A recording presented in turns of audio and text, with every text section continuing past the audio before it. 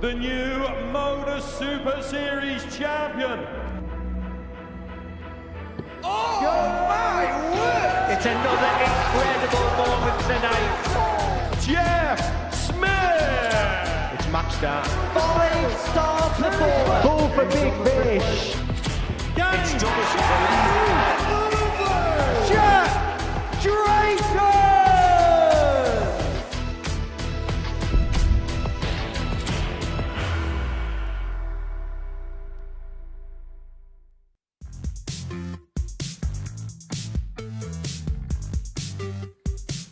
It's 160 for Branley. Needs another one of them.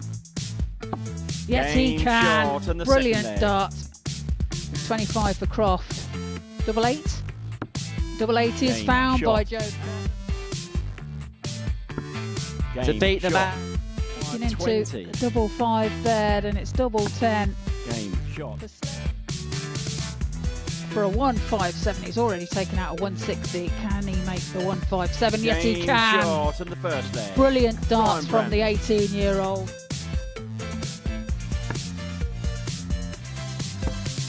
Double 5 for that 12 Game darter, short in and the that's third what leg. we know he can Bradley. do. So it's the final day's worth of action in this Group A here at the Live Lounge in Portsmouth. We've got 2 mini battles for 2 of the key positions, one for the top spot and one for the final place into Group B. Well, it's coming home, isn't it? Yes, Group A has come to the boil and somebody's going to head for home as far as winning this group is concerned. Couldn't mean anything else, could it? It's going to be an interesting Wednesday morning here on the south coast of England, and the Golden Girl, Trina Gulliver, is with us to talk all about it. Trina, great to see you once again. Henry. Interesting day ahead, some interesting battles ahead, and we don't have a clue how it's going to go, really, do we? We don't at the moment, do we? But the first game on today is between Graham and Ryan, and them two top the table at the moment, and it's going to be a very important game for both players. However, Graham's had a slow start over the last 2 days, and he'll be wanting to get that right this time. He can't afford not to have a slow start this time. He's got to be on the ball from the off. Well, this is how the land lies as far as the league table is concerned. Ryan Brownlee and Graham Hall, they're both level, both with 16 points to their name for one of the first couple of days. Ryan Brownlee top by way of legs diff. The end of play today was Nico Plovy and Bradley O'Connor. They've been taking points off of one another over the course of Monday and Tuesday. But Ryan Brownlee and Graham Hall both at the top of the table. They go head-to-head in the first game today. Now, they met right at the end of yesterday, match 14. Graham Hall won it by 4 legs to 2. How important potentially could that be, considering they're playing each other right from the get-go? Well, psychologically, it's a big plus for Graham, obviously. But as I said, Graham's had slow starts on the Monday and the Tuesday. So he's got to be on the ball right from the off against Ryan. Ryan's had good, steady starts all the way through the week. So he's got to get things right this morning. He's got to nail it. Right, these are the odds. Now, 4 players mathematically can win the group, as you can see there. Graham Hall, Ryan Brownlee, Dennis Levin and Joe Croft. They go with Graham Hall as slight favourite. Is that down mainly to the experience factor? I think it is. I mean, Ryan Branley, for his age, is a very experienced player. However, I think Graham's just got the edge on him there, and that little bit of maturity might get him over the line. It is 18 plus, and it is gambleaware.org if you're going to have a flutter on the Super Series on this Wednesday morning. As I say, our first game is a meeting between Ryan Branley and Graham Hall, and ahead of that game we can hear now from both players. Ryan, 2 days in, 4 wins each day. You must be really pleased with the consistency levels that you're providing so far. Yeah, definitely. My darts have been quite consistent. Doubles have been up and down, but quite happy with how I'm being playing. Ryan Branley first up for yourself. It's going to sort out where the land lies in the group, doesn't it? Yeah, I think so. I'm not going to put too much pressure on myself, though. I know I've not been in the best of form, but I've actually pleasantly surprised myself with the way that I've played so far. So just hopefully just come do the same thing as the first 2 days and just relax and play my game. It's definitely a very important game. So hopefully I can get the win over him, get some leverage in the group. Does playing the round robin help in the fact that you've got a few games under your belt? As much as you want to win Group A, if it doesn't quite go to plan, you've got time, you've got another group where you can get things and put things right? Normally I'd say yeah, but I've seen Group B and Group C's line up and it's not an easy week. I'd rather get it done in Group A, but it is what it is, and yeah, B I'll be happy with. And I can imagine if you can get that first, it just gives you, as you said there, leverage. It gives you the opportunity to really attack today, doesn't it? Yeah, it definitely does. Going into the other games with 2 points ahead, hopefully. But I'm just play every game as I can. Yeah, the top two going head-to-head in the opening match of this Wednesday morning. It will set the pattern, set the tone for whoever wins it. For the loser, they'll have plenty of work to do. It could well be the decisive game of the group. We'll only truly know that as the day continues to develop. Well, this was a meeting right at the very end of yesterday, as we mentioned. That was won by that man in your picture there, Graham Hall. It means the pair are level on points going into this opening meeting of the morning. A weekly winner on multiple occasions up against Ryan Branley, the 18-year-old from Blythe. Former series runner-up. That came around about this time last year. He made 2 finals in the space of a few weeks. Lost in a weekly final, then lost out in the final of the Rising Stars tournament to a player who is going to be at Champions Week come the middle of July in Henry Coates. So a huge opening meeting to get the action underway. Nick Rolls is going to be in charge of every single one of the 15 games that we have live to you here on Pluto TV, available on your smart TV and your smart device on this Wednesday morning. And with me here in the commentary box is the 10-time world champion Trina Gulliver. And right from the very start, Trina, the big games are upon us. Yeah, what a game to start the day. And, as we said, a very important game for both players and could set the tone. First leg, it's Graham to throw first. Game on. It's Graham that does have the advantage in throwing first in this match, but has 55. produced slow starters on the Monday and Tuesday. So he's got a tough match first game today. Well, in terms of the meeting between the pair yesterday, Graham Hall won by 4 legs to 2, averaging just a shade over 88, 4 from 16 in terms of his doubling in that particular contest. Ryan Branley himself missing 6 darts and a double. But it felt like Graham Hall set his stall out rather early in that contest. And once he gathered a bit of a lead and gathered a bit of momentum, it was very difficult for Branley then to try and get himself back into the contest. Tried his best, but pulled one out of 4-2 winner, as I say.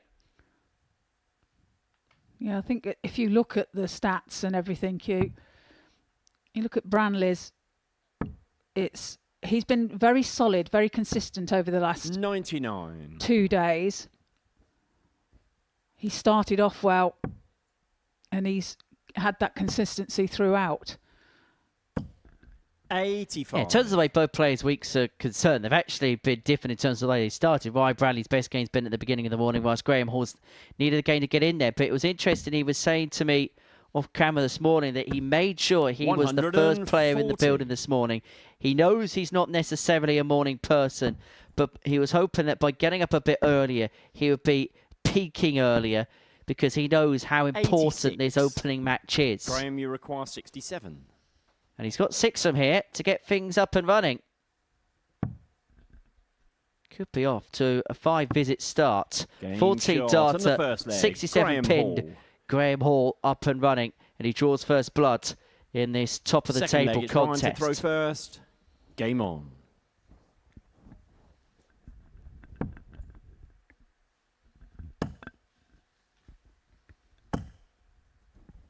$60. It's a finish which could leave Ryan Bradley in 6s and 7s potentially. Ah, very good. Henry. Well, it's certainly right about 140. trying to be a morning person this morning, isn't he, Graham Hall? He is at it at the B of the bang. Yes, kicks off with a 14 data and kicks off this leg with a 140. 100. So he clearly knows what he has to do. He's doing utmost to achieve his goal. 100. So in terms of yesterday for Graham, he won all 5 games. Now, his opening game against Dylan Slevin, to put it mildly, was a little bit stodgy. 90. But won that one, and it just felt like the shackles were then off. It felt like a weight was lifted off the shoulders. And decent performances thereafter, high average of 97. But everything apart from that first game 140. was around that mid to high 80s mark. That kind of range, which is going to get you joy here if your doubling is up to scratch, which it was. 180. Well, there's the first maximum Graham, you of require today's play. 121. It's Hall looking at 1-2-1. Needs treble 17 now for the bullseye. 96. And he's just wide of Ryan, the you target. require 71. Allowing Branley to have a look at the 71 to level. It's double 10. Now double 5. Double Game 5 is shot in found the by first Branley leg. to level up Ryan at 1 Branley. apiece. Well, this a good contest so far to kick off Wednesday's action here at the Live Lounge. Third leg, it's Graham to throw first. 14 data apiece, 1 leg apiece.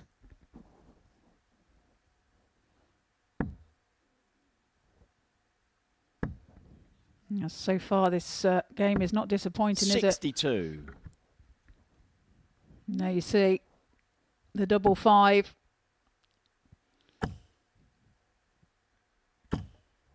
$100. Yeah, really good replay that.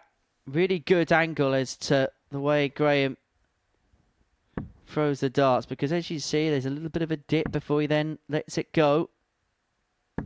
There's a lot of 41. moving parts of that action. It's almost Colin Osborne-esque to a certain extent because of the different moving mechanisms towards that throw. 140.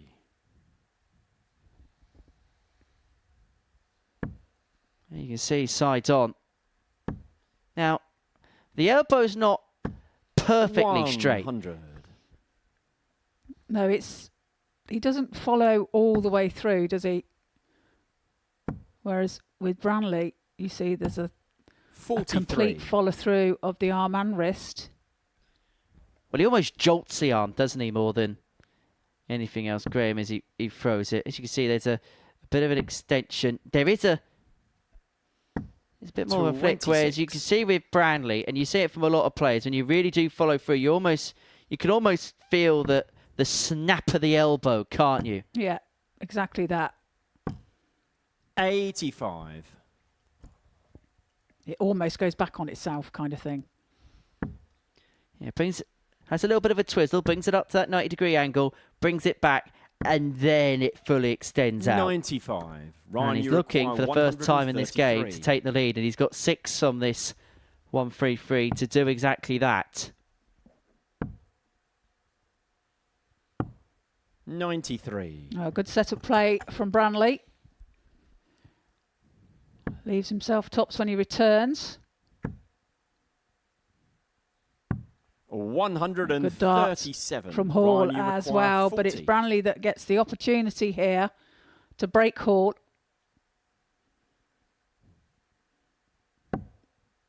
Double 10. 20. And it's not found, so he'll be Graham, you angry with require himself there. You 40. can see the frustration. He knows that that was an opportunity missed to go ahead.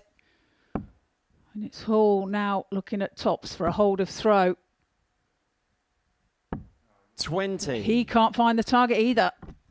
And in a game like this, Ryan, you it's require moments 20. like this which could make the major difference in not just determining this particular contest, but where the land lies in this group. It's double 10 again for Branley, and this time he finds. Game he gets the shot break, in the needs third one leg. to win this Ryan match. Branley. He's got it. From 1-0 down, he's halfway there. Leads 2-1. Fourth leg, it's Ryan to throw You first. can see Graham in Game the on. background there as well, shaking his head. Frustrated with himself of not finding that tops for a holder throw, and now 91. he'll be looking here to break straight back.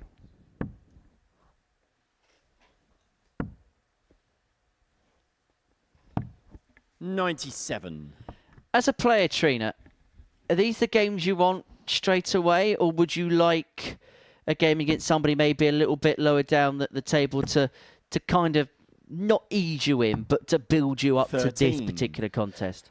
I guess it's probably not the best draw to have first game. You know, if you can have a bit of a settle, it probably helps you. However, 60. it does make you concentrate that little bit more, and you know, knowing that you haven't got that settling, you've got to be on form straight away. 85.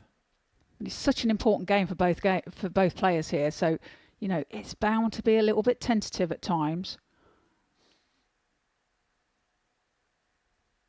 You almost go into it, don't you, with the mentality of try not to lose as opposed to try to win. Yeah, it's a strange one, really. 60. It's weird, and like I said, Graham will have a slight advantage because he beat him yesterday. 125. You know, psychologically, that will be of benefit to Graham. However, Graham also knows that Ryan's a better 93. starter than him. So it's, you know, swings and roundabouts kind of thing. 133. It looked like Ryan Branley got off to a bit of a sleepy start, but he's woken up sooner rather than later in this contest, leaving himself on 54 to open up a 3-1 lead and to put himself one away. 140. It must Ryan, have been you that require extra half an 54. hour in bed. And he looks at 54 here to increase his lead. It's tops now. Just steps back. Eyes have not come off the target. Double 10. 44. The opportunity is gone. And Graham, you Hall require has 51. a chance to equalise here. And indeed break straight back. It's double 16.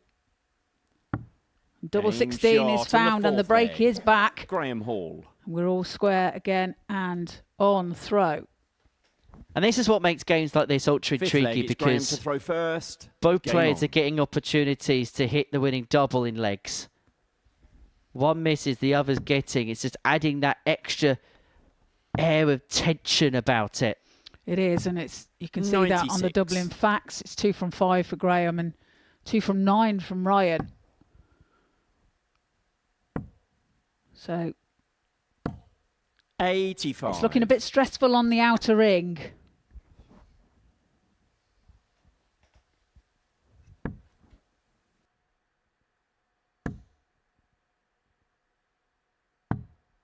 $49.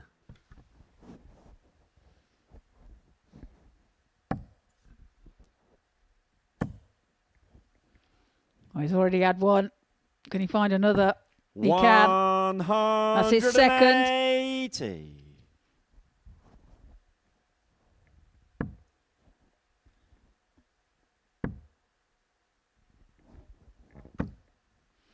60.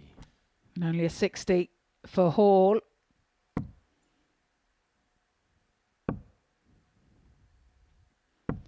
$95. Good last start found by Branley. It's advantage Branley. Leaves 141 after 9. 140. That's a good 140 from Hall to Ryan, leave you himself require 156. 141. So 141 for Branley, unable to get. So Graham Hall return, looking at 156 to put himself 3-2 to the 63. good, and then to put him to within a Graham, leg you of require victory. 156. Well, he's taken out a 146 on Monday against Joe Croft. The 156 is not going to go on this occasion. 55. So Branley returns for Ryan, you 78. require 78. Potentially another break of throw.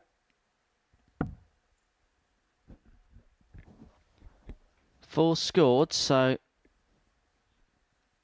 it's going to look at double 17 here for double top. 38. Well, the double 17 was Graham, you perfect. The require double top was high. 101.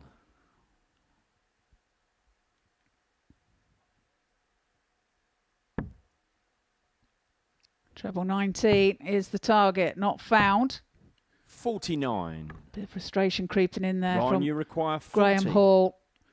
And again, opportunity for a break for Branley. Game shot. And the and break he fifth gets. leg. Finds Ryan tops with Branley. his second dart. And he leads by 3 legs to 2. Is that the Ryan Branley version of the Andrew Gilding thumb? It could well be. Sixth We've got leg is Brendan Ryan to Dolan's throw helicopter first. finger. We've Game got on. the Andrew Gilding thumb. We've got the Johnny Ferret point. And now we've got the Ryan Branley gun. 100. Well, let's see if that continues throughout his remaining games today. 92. And there you see it.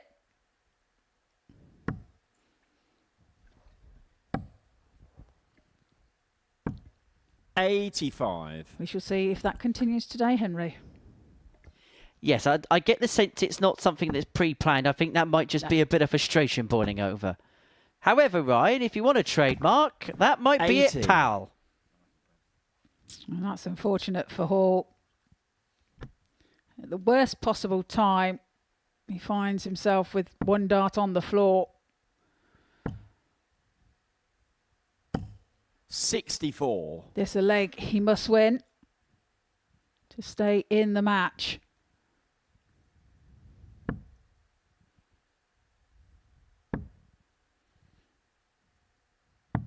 $97. That's a good last start. Finds a treble 19. Saves the shot somewhat. 140. Now that 140 by Branley has piled the pressure on, and he's looking good for a 4-2 win here.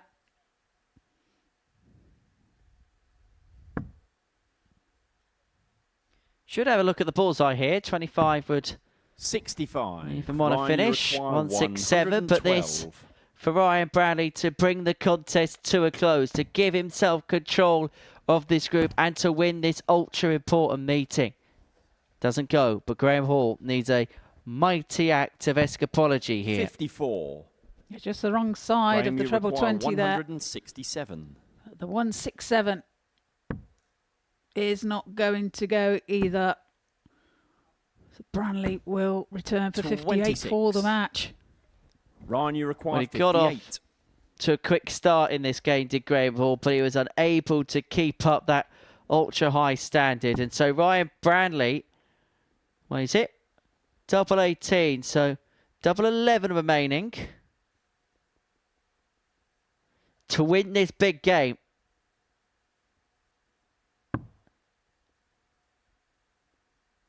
But the problem is that target is obscured. Had to 47. shuffle across. The flight was in the way. Graham, you require 141. Well, this would be some shot. He missed the 9 on Monday. Missed this 141. He's unable to do so on this occasion as well. 83. However, there's all Ryan, you 58 require should he 11. return. But it's Branley looking at 11. Okay, that's 155. Is that the right decision? It Game, is. shot, It is the right and the decision. match. Ryan Well, well Branley. done, Ryan Branley, as he takes a very important match to start today's playoff.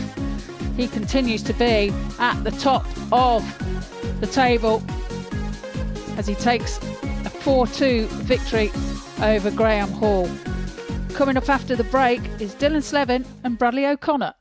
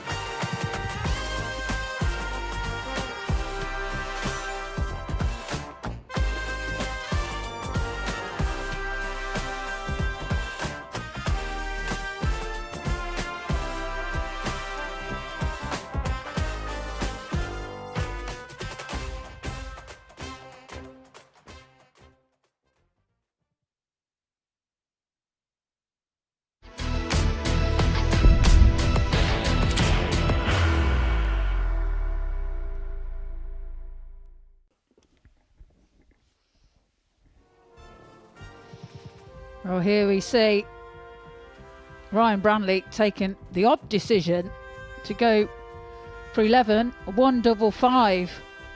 But it proved profitable for him and he takes the match by 4-2 against Graham Hall. So now taking to the stage we have Dylan Slevin and Bradley O'Connor. Bradley did get his first win yesterday of this week's play. Dylan Slevin currently sitting in third position on 12 points along with Joe Croft. That's Dylan, age 23. Series 2, Week 7 semi-finalist against Bradley O'Connor, age 29. His second appearance here.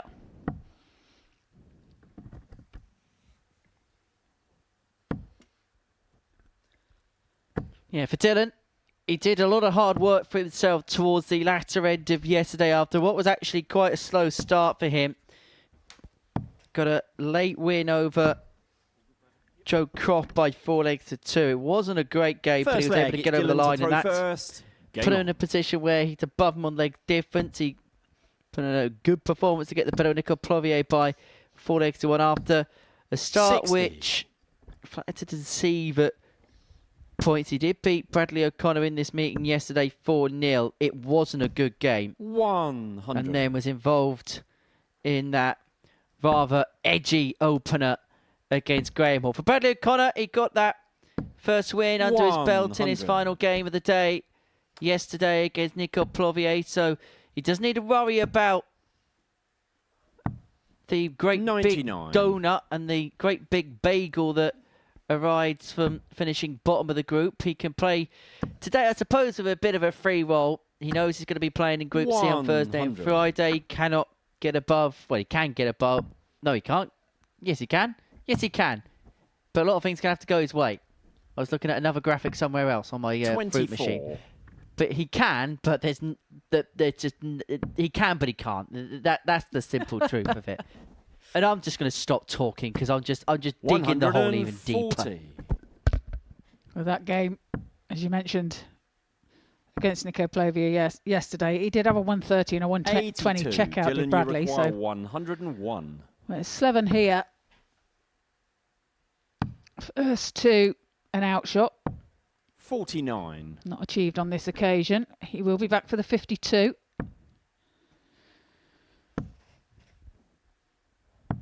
59. Dylan, you require 52. So it's tops now for Slevin.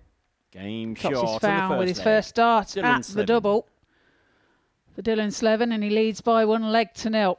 Second leg, it's Bradley to throw first. So Slevin Game on. 1-0 to the goods. But more broad to the point, Bradley just want to win a couple of games if he can today and just give himself as much confidence as he 100. possibly could going into first day of Friday's endeavours in Group C. For Dylan Slevin, he doesn't know where he's going to be on Thursday or Friday. Well, he's going to be in Portsmouth, I can guarantee you that.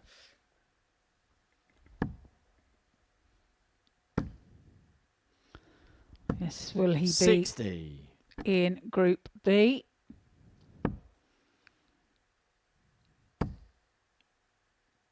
Is it possible for him to win 60. Group A? It is. It is. It is, but he's going to have to win every game and hope that Ryan Bradley has a bit of an implosion between now and the end of the session. 100. And considering that he's still got, without disrespect, the two back markers in this group, Plovier and O'Connor, still to play, having beaten 57. Graham Hall at the beginning of the session, I find it very unlikely unless all the stars aligned. But I'm just not sure whether that's just going to be possible. 85. However, we have seen stranger things happen, Henry. Just ask Christopher Murphy about Scotland at 100 to 1. 140. Bradley, you require 156. Indeed, but it's O'Connor now that gets the chance at the 156. It's double 18 for the 156. 120. He's over-pitched it. A good effort. He'll be back for the double 18. Slevin back on 184. 40. Bradley, you require 36. So double 18 to level up. Now double 9. Use the barrel. 18. Doesn't. Puts it Dylan, wide. you require 144. So 144 for Slevin, not to be. So O'Connor is going to get another opportunity 96. to bring us back on Bradley, to you level require terms. 18. Decides to split. Double 8. Game shot Right on the decision second leg. for Bradley O'Connor. He levels. It's 1-1. Third leg, it's Dylan to throw first. Game on.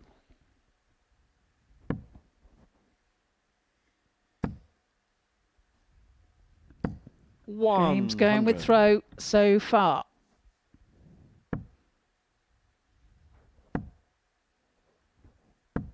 140. Well,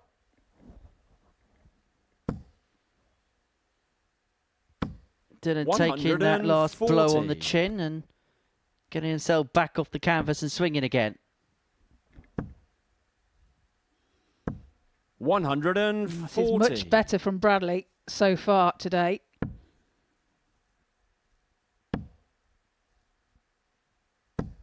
$85.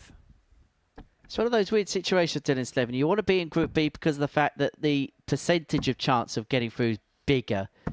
60% 3 from 5. But then at the same time, you look at the players that are in that group, you might be better served getting out and into Saturday via Group C than perhaps the secondary group of Group B is. Bradley, you require Connor here 41. looks for an 11 dart leg to get a break. Slevin's right behind him as well. Game But that's shot great on the third darts leg. from Bradley O'Connor. Much better performance already today. Fourth leg, it's Bradley to throw first. And he leads by Game 2 on. legs to 1. Breaks the throw of Slevin there. I don't know about you, Trina, but I almost feel like Bradley O'Connor today is just playing with the shackles off a little bit, playing a little bit 47. more freely. Yeah, well, he knows where he's going to be, doesn't he? He knows he's going to be in Group C. And he'll probably use today, or he should be using today, as 58.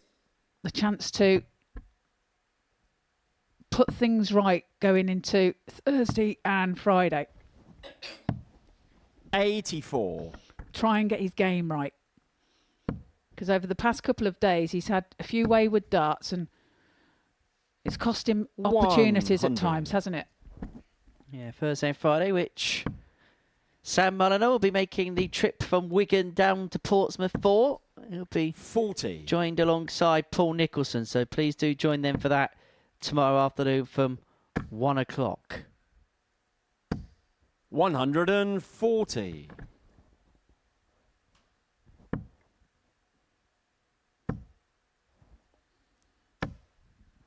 Great darts from Bradley.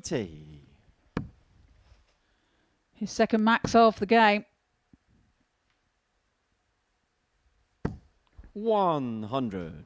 Bradley, you require 150.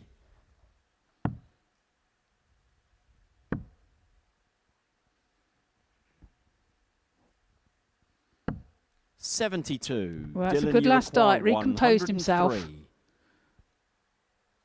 It's Slevin looking at 103. 67. Find the treble 10 with his last dart Bradley to leave requires himself 36. 78. But it's O'Connor that gets the chance at 78 first. 20 now for tops. 38. Dylan, you require 36. So to level up at 2 apiece, it's double 18 for Game Slevin. shot on the fourth leg. And there he Dylan finds it with Slevin. his first dart. Breaks straight back. And it's 2-2. Fifth leg, it's Dylan to throw first. Feels like it's going to be one of them Game days on. today where we're going to see a lot of games run tight. Yeah, back and forth. 139. Them swings and roundabouts again, Henry. Absolutely. 39. Well, Bradley O'Connor, the Englishman, the task is rather simple. He's got to hold in gear, but do it at the right time. 43.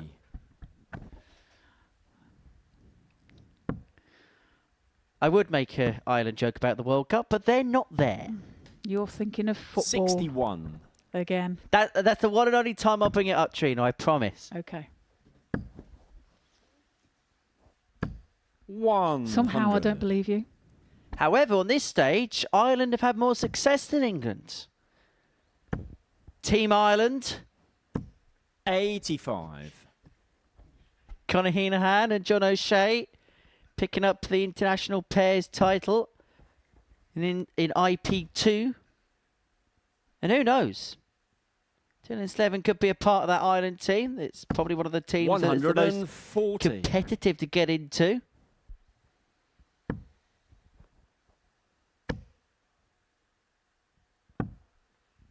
$85. Dylan, you require 79 then for Slevin.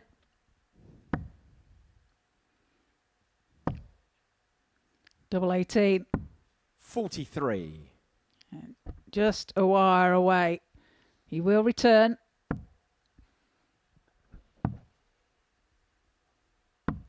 So 42. double 18 here for Slevin to Dylan, you require 36. put himself 2 within a leg. Game 2 within a shot leg on he the is. He's fifth had to leg. work hard for this, Dylan but Slevin. he's got his nose in front 3-2, and he now finds himself on the hill. 6th leg, it's Bradley to throw first. Game on.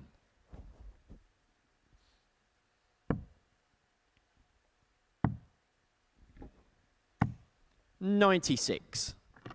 Good switch there from O'Connor. Finds treble 19 with his second dart. 100. There we see, look, the checkout success. 3 from 4 for Slevin. 2 from 7 for O'Connor. 60.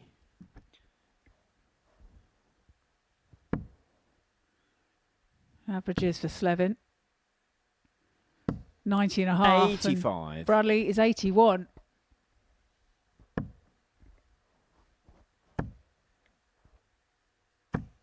$100.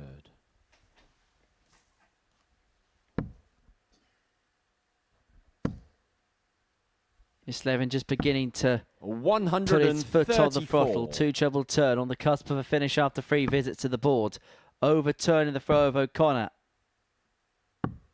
105. who does leave himself on a finish, but Slevin will feel like he should leave himself on something smaller. And he's going to do just that. Oh, that's 150. super darts Bradley, by you require Slevin. 140. Leaves himself 32 after 12. It's 140 for O'Connor, won't go. So Slevin 43. returns Dylan, for you double require 16 for the 32. match. He's had to work hard, Game, shot, but and in the end he found that little bit of quality to finish off Bradley O'Connor. 13 darter in the last, and it means that he provisionally has a 2-point gap on Joe Croft in the race for 3rd position in the group. Good performance that, a little bit more like him. We kind of expected this on a bit more of a regular basis on Dylan Slevin. Average just under 94, 4 from 5 in terms of the finishing. Coming up next, Nico Plovier takes on Joe Croft.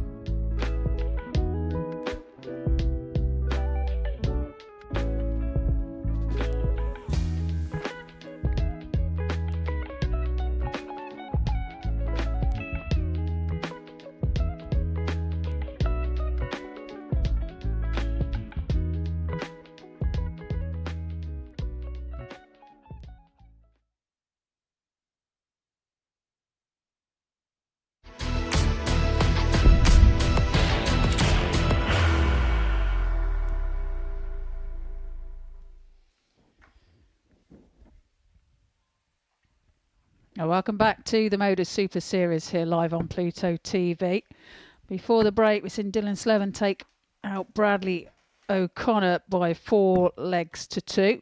4 from 5 on his doubling. Great result for him.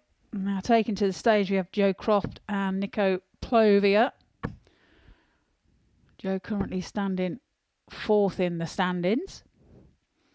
Nico in 5th position. So the 51-year-old Belgium.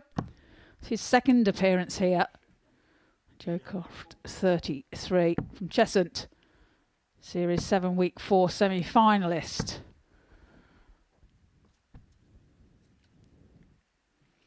So looking like Nico is on the solitary 2 points. So it will be Group C for him. And as for Joe, probably going to be First leg in is Nico Group to throw first. B. Game on.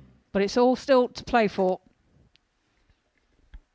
Yeah, I had a little bit of a chat with Nico Plovier early on this morning, and he was saying 100. results he's not happy with, but being here does make him happy. Yeah, he's a nice guy. Does enjoy it here, I know. 121. As we said, like the last time he was here, 45. we hardly recognised him this time, did we? Because he's had all his hair cut off. 100. Well, it's one less thing for somebody in Portsmouth to steal off him.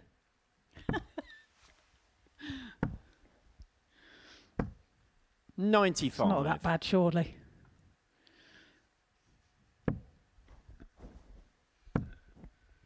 Yeah, be careful walking these streets in the early hours.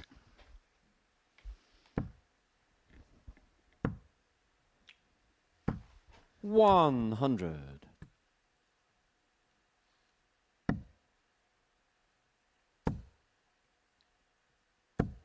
140. Well, Nico, Crofty you here has require left himself on tops 161. after 12. Provier 161 to get himself off the mark. Unable to get, so 60. Crofty will get Joe, you an require opportunity, 40. free in hand, to Game shot. take an early lead, and the Joe 13 Croft. darter gets him up and running. Really good start this from Crofty. He draws first blood, leads 1-0. Second leg, it's Joe to throw first. Crofty's Game played on. well this week, hasn't he? He's probably the best we've seen him play for a while here. As he kicks off with a maximum. 180. He's looked relaxed. His throw has looked very smooth. 85. His love-hate relationship with double 10 has 180. quite profitable. And here he leaves himself on 141 after 6. 60. So Joe, you potential require 9 coming in. 141. Is it go, go, go for a 9-dart throw? Not to be this time. Lights out on that effort from Crofty. 59. He's in control, isn't he, of this leg. Will return for 82. 140. Joe, you require 82. 8 scores, 74 left. Should look at the 14s.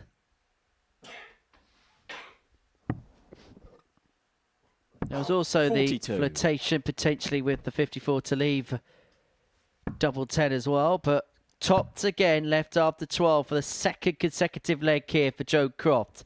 13 darter leg one, looking to back it up again here. 26. Joe, you require 40. Tops then for Joe. Game shot. And it the is second another leg. 13 Joe dart Croft. leg from Crofty. He leads by 2 legs to 0. 2 legs in on a Third leg, it's Nico to throw 115.44 Game on. for him at the moment. 60. And 2 from 2 as well on his doubling.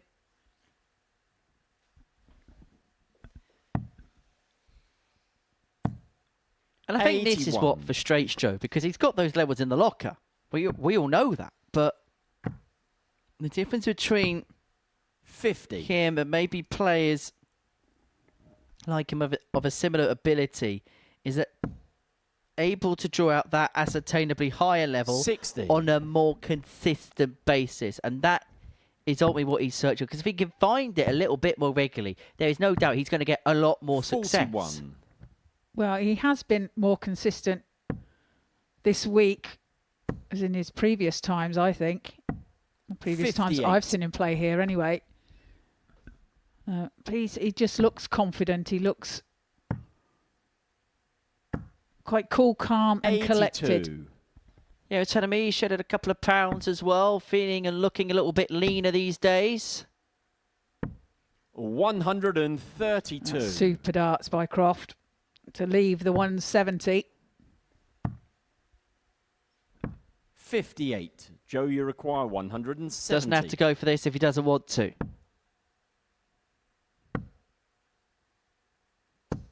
85. Big last dart recovers the visit. Yeah, I think given the opportunity, he would have gone for that.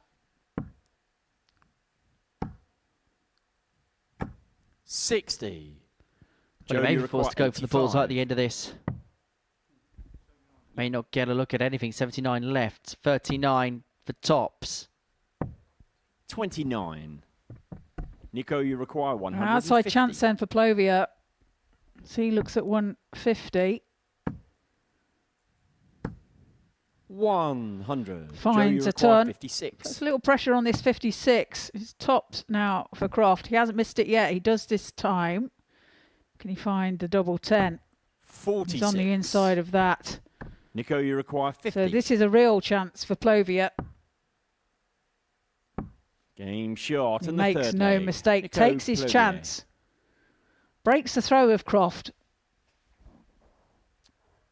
Fourth leg, it's Joe he to doesn't. throw first. Game But he on. gets himself on the board, and that his first opportunity at a double, duly obliging. And just asks the question, doesn't it, of Joe Croft? Just keeps him 85. honest, just keeps him on his toes. Yeah, exactly. It looked like he was running away with that, didn't he? 213 darters 57. to kick off his campaign of today's play. 96.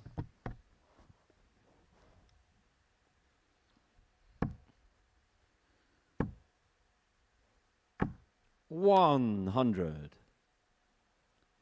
Joe's got to be careful because these can be the types of games that can very quickly drift away from a player.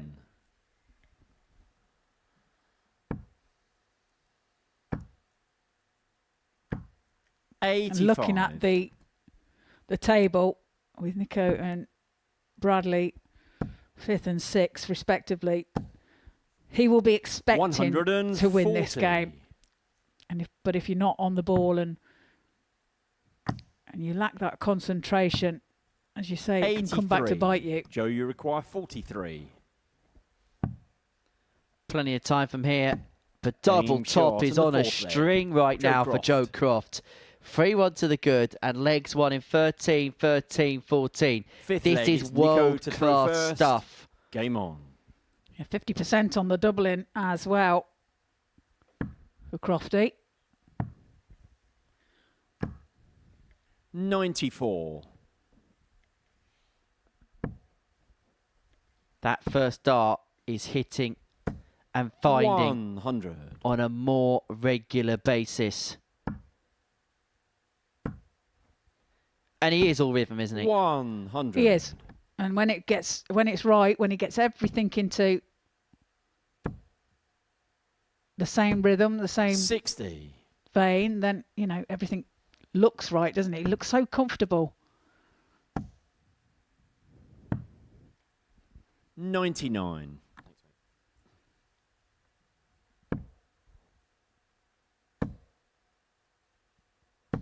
$60. I just pulled that last dart low. His face told the story there. He 140. didn't like the look of it. Plovia piles in a 140 to leave 68 after 12. Yeah, good with plus this on the Belgian. 54. Nico, you require 68. And he has got 6 here to bring the gap down by 1 to 1. 48. Well, he'll return for double 10. However, under some pressure by the looks of it. 139. Nico, you require 20. So double 10 to move within 1 of Joe Croft. Game Pins shot it on with the his fifth first leg. start, and we do Nico Plovier. go within 1. It's Croft now that Sixth leg, it's Joe has to the throw darts. first. Game on. to try and get the job done from here. Well, all of a sudden, this becomes a big leg, doesn't it? Joe Croft with the one and only opportunity. 59. He's got to get to win this game on throw. He's kicked off trouble. It's just asking the question of Plovier, just opening up the door for his opponent. 81. Well, that was a 16 dart leg there for Plovier, so if he can produce something 97. along the same lines of that, he's going to be put himself in good stead to level. 140. Strangely enough, because of the angle the darts go in, you'd think that's not ideal, but because Plovier pushes the dart up, actually it's easier for him to readjust from a dart that goes underneath the treble than it does over the treble, because he can just get a little bit more elevation. He kind of like floats it over the top, doesn't he? 100.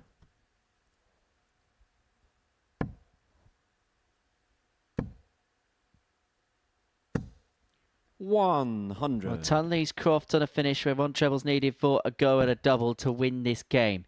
Every leg is won in this match.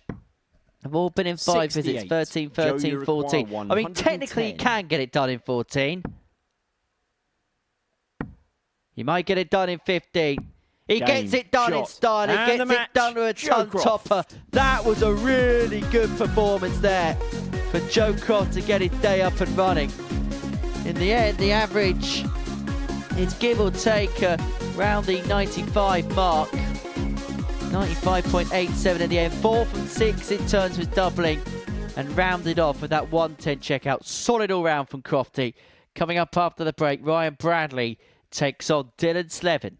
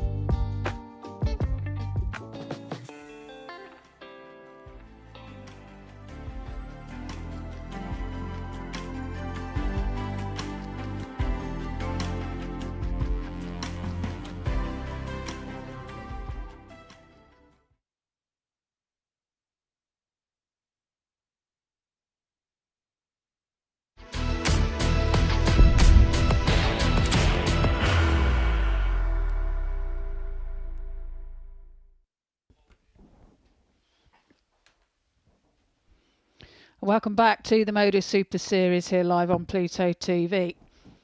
Before the break, we seen Joe Craft take a 4-2 win over Nico Plovia. Convincing performance by Joe Craft, averaging 95.87. Taking out 110 as well. And now we have Dylan Slevin and Ryan Branley. Ryan leading the pack on 18 points. Slevin currently on 14 points in third position. So Branley will want to keep his foot on the gas. Will not want to come First leg, it's despondent. Ryan to throw first. He's still got work to Game do on. to win this Group A.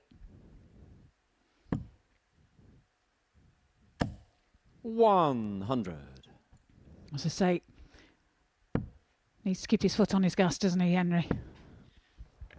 Most certainly against Dylan Slevin, who played well in his opening game. Averaged just underneath 84, 4 from 5 on the doubles in a win against Bradley O'Connor.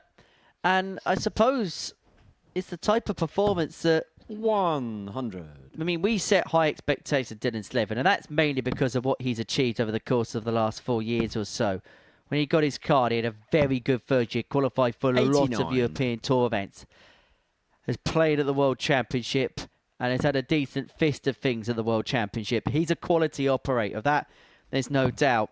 98. And I think he was the type of player that, when he lost his tour card at the end of last year, dropped back down to this level, that there was an expectation that he was going to do great things, 91. maybe great things straight away. Hasn't quite worked out like that for him as of yet. But I get the sense if his game clicks together, good luck to everybody else in this group. Because I think he has got a massive ceiling. Totally agree with you. 92. He's Ryan, only you require 23, 67. has a lot of experience for a 23-year-old. He's 23 and been around forever. As Branley looks at 67. Double 4 then. 59. Opportunity Dylan, then for require Slevin. 94. As he looks at 94. It's tops. Game Brilliant shot darts on the by first Slevin. leg. Dylan Slevin. Takes it out in 2. Breaks the throw of Branley and leads by 1 Legton Hill. Second leg, it's Dylan to throw first. Looking good. Game on. Dylan Slevin so far today. 14 darter to get the break. Well, this would be the perfect fillip for Graham Hall if Dylan Slevin was to 136. go on and win this contest, because it effectively, if he could win his next game against Joe Croft, it's cancelled out the opening defeat. However, the problem is Graham Hall's got to play Joe Croft, who put in the best performance of the opening round, averaging just a shade under 96 in his win against Nico Plovier before the break. 51.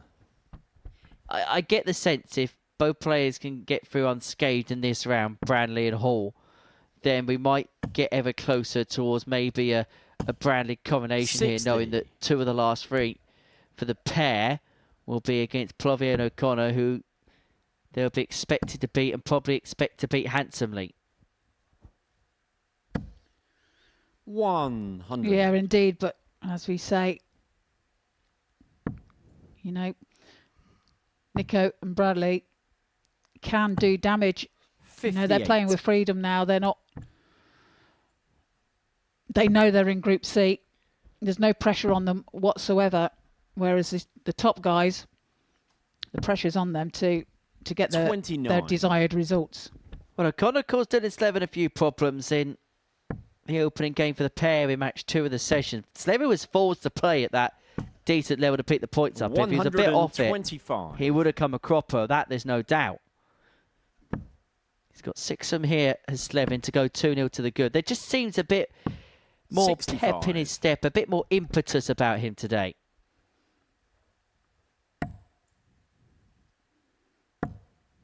Well, this is good from Branley. 126. Dylan, you require 120. But it's Slevin that gets a chance of to 3 darter. Single now for the double. 100. And that third dart was unlucky. Ryan, you It require clattered into the 72. second dart. Gives Branley the opportunity at the 72 to level.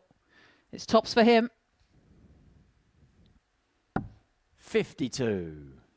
And it's not quite there. So Dylan, you Slevin require returns 20. for double 10 to increase his lead even further. That looks a little awkward. It's a slight adjustment. Having to make more of one now. Moves across the oche. No score. He found a double 10 like Ryan, that you yesterday, require but was 20. unable to do so on this occasion. And it's gift wrapped this opportunity for Ryan Branley to get back into the contest. This double has been so good. 10. So good to him this week, but not now. Yeah, not on that Dylan, occasion. you require 20. It's double 10 for Slevin. Game shot. And he makes sure of it this time. Dylan Slevin. Pins it with his first dart and increases his lead. It's 2-0. Third leg, it's Ryan Right, to throw first. I've seen some outrage on social media about the way Ryan Branley went for the 11 in his previous game. Now, I get there's going to be attractors and detractors about it, but I sit in here with a lot of different people and I get a lot of different 140. perspective and takes. And some of the perspectives that I get is if you have a favourite double, then if you trust yourself to hit it, then you go how you go to 135. leave yourself that double. And that was exactly what Ryan Branley did there. We see Luke Littler go a whole host of ways to try and leave double 15, for example, which has no breakdown if you move on the inside. And that was exactly what Ryan Branley did there with the 155. We see Dirkman Divenboder do something similar when he's got 7 left, where he goes 5-1-1, where there's no jeopardy whatsoever. As you say, it's down to preference. However, I have to say it's the first time I've ever seen it. Oh, same here. It's totally unique to us, but if it's a target area he feels like he's going to hit with those 2 darts in hand, who's us to suggest otherwise he shouldn't go that way? Absolutely. Totally agree. Needs another treble.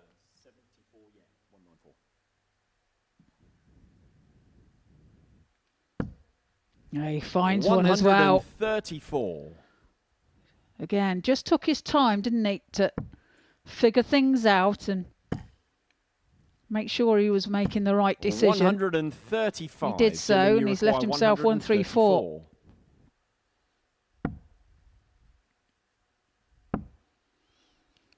Well, I was going tops there 74. for the 80. But it's let Branley Ryan, have a pop now at this 82.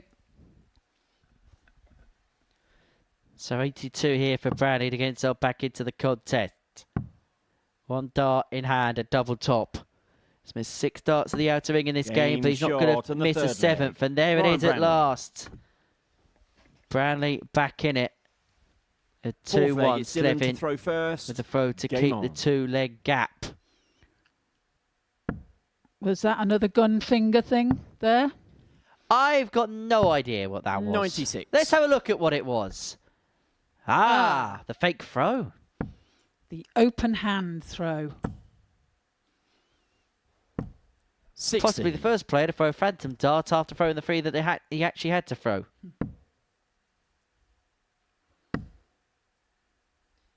Seen plenty of 40. phantom throws on that stage. Dowell Pilgrim, most famously.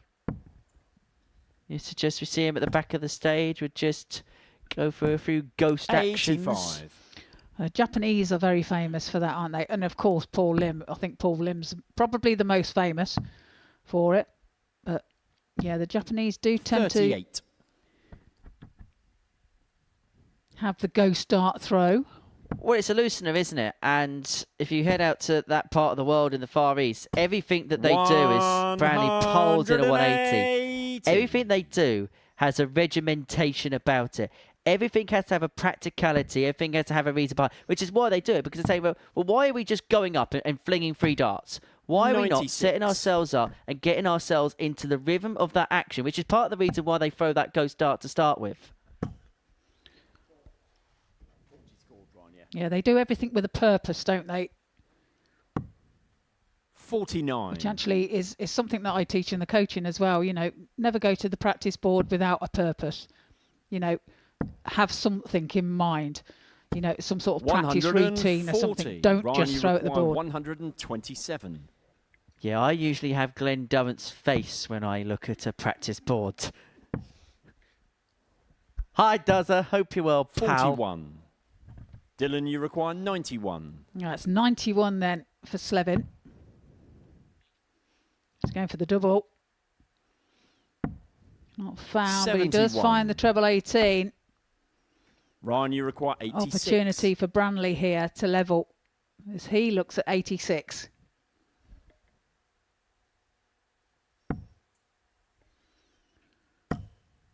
Double 7 then. 79. And he can't find it, so Slevin back. Dylan, you require 20. Double 10 for a Clean 3-1 shot lead. Dylan Slevin. Branley here in Fifth trouble. leg, it's Ryan to throw first. Game on. This is the Dylan Slevin that I've been waiting to see all week. Because I really do rate this lad really highly. 134. I think he's a top quality operator. And he is in the top 128 players, in my humble opinion, 100. in this sport right now. I just think he's at this period in time where maybe he's a bit of a crossroads, bit of a transitional period. Form's not quite there right now. You can 85. tell. You look at results this season, it's not what you'd expect from him. But I just get the sense when it clicks again, 96. he's going to be dangerous, particularly at this level.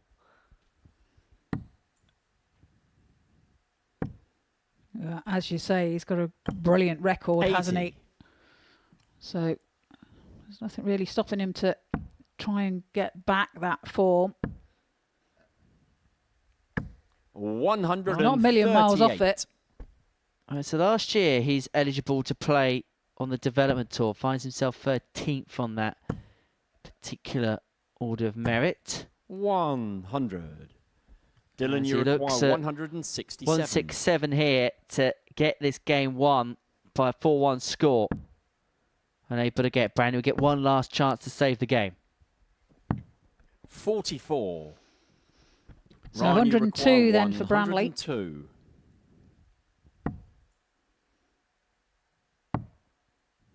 Searching for the treble 16, but it's not found. 94. Just find the treble 20 with Dylan, his you last require dart. 123. To leave 8, should he return, as Slevin looks at 1, 2, 3. Treble 18 now for the bullseye. Oh, and he smacked it right in the And middle. match. Takes the Dylan match Slevin. by 4 legs to 1 from Ryan Branley. And he stays at the top of the table, however. Great win there from Slevin. And when we come back after the break, it's Joe Croft and Graham Hall.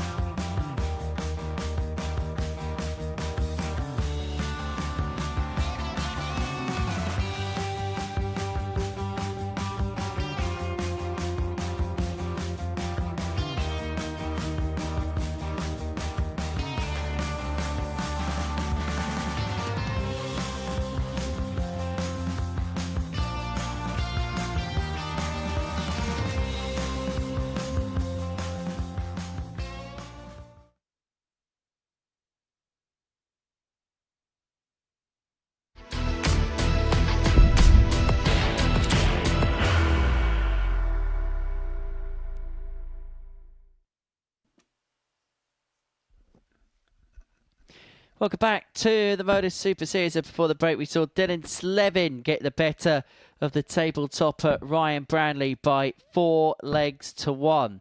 Well, that just opens things up for interpretation, and it gives Graham Hall the opportunity to move back onto 18 points, back level with Ryan Branley. Can't overtake on legs difference from Branley at this particular point, but it would mean that the pair would once again be neck and neck. As for Joe Croft, he could quietly work his way back into contention on 16 points. However, the problem he would have is legs difference could cause him 1 or 2 issues. Dylan Slevin has put himself back into play. Not just because he beat Ryan Branley, but because of the margin in which he beat Branley as well. He's going to have to do some hard work, Slevin, between now and 60. the end of the session. But do you know what? I'll be honest, Trina. Before this show got started this morning, our producer was going around the gallery downstairs and asking who wins the group, Branley or Hall. I just had this sneaky suspicion Slevin was going to have a good day today. And so far, so good. 96. Well, he started off really well, hasn't he? And should say he's got himself into a good position here. And I mean, this is a tough game here as well for Graham Hall.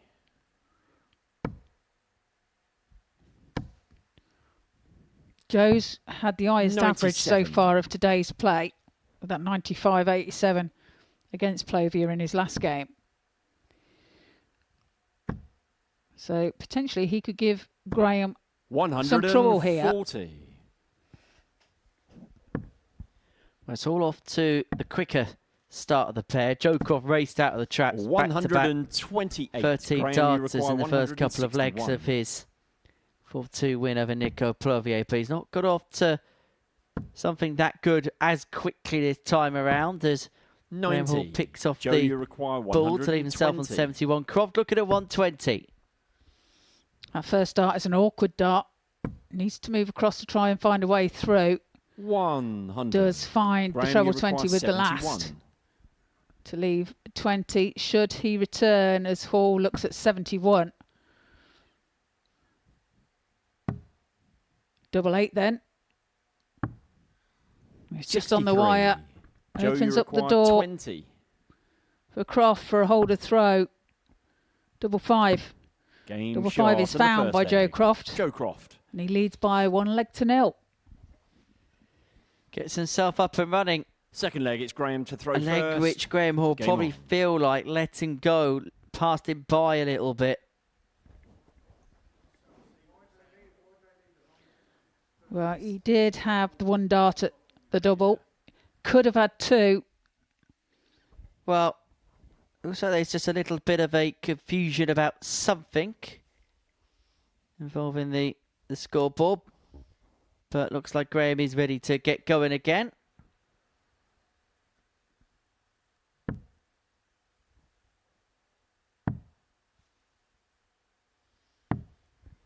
$84.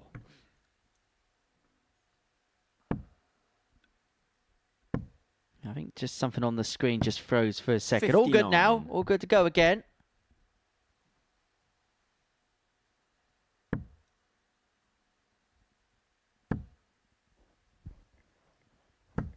$95. Good adjustment with the second dart for Graham.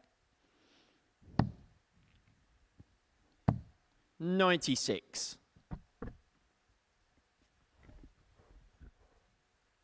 Out of all the referees that referee here, Nick Rawls would be the one that's used to the electronic scoreboard more than anybody else, because it was actually 58. the BDO/WDF that first implemented it. Must have been around 09, 2010, something like that. I mean, you would have played with without the chalkers at Lakeside for a long time. I can't recall, to be honest, Henry. That zoned in. Yes. 58. There it is. There's the scoreboard. Not sure a camera operator thought that was going to be the main shot of this game. 58. And what the viewers don't know as well is that between each leg there is a 10-second time limit 28. as to when we start to play again, just to give everybody time to reset 60. the scoreboard. I think that's what just got jammed for a second or two.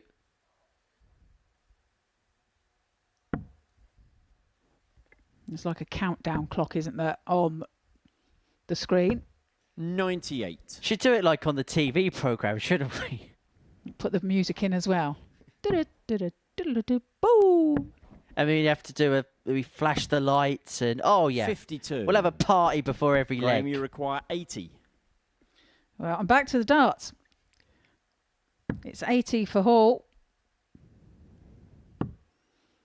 Well, 25 was the target. 48. 25 Joe, not you found, but the require treble 10 was 124. to leave 32. 124 now for Croft. Treble 18. It's the bullseye for him. 99. Graham, you require Well, Graham Hall may have 32. started a bit of a scare here. Threw away the first leg. There's to hang on to throw in leg 2. Game short Hang on, he the does. second leg. Graham It's not Hall. pretty. You may have to scrap for this one, please. Back on level terms and what a piece.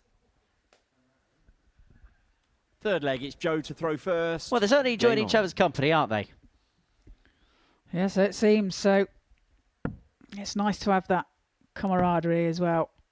It makes things a lot easier in the 43. players' room when you have a good bunch that get on. Yeah, must be nothing worse, Trina, than being forced for 6 or 7 hours at a time, being 59. sat next to somebody that's rather annoying. Yes, Henry, it is. 60.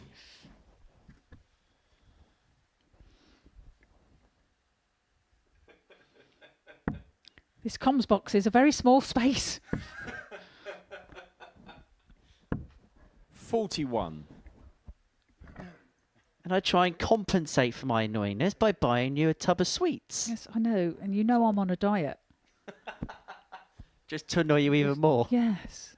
And you put them right in front of me as well, Henry. It's I mean, just, I've just torture. I've got a bowl of grapes if you really are on the healthy No, side. you're okay. You can keep them over there. 135.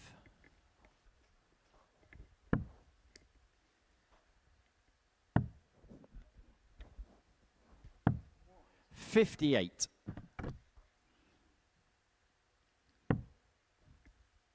A bit of an indifferent leg, this one from the pair. 85. There is a treble found there from Croft.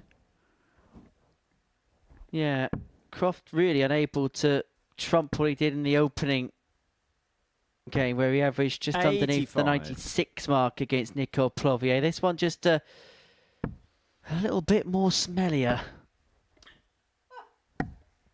94. Now, Crofty leaves 84 when he returns. Can Hall find here? 1. Well, he finds a turn, does leave himself a finish, although it's a big one. His tops for Crofty. 64. And it's just underneath. Graham, you require 100. Outside chance then for Hall.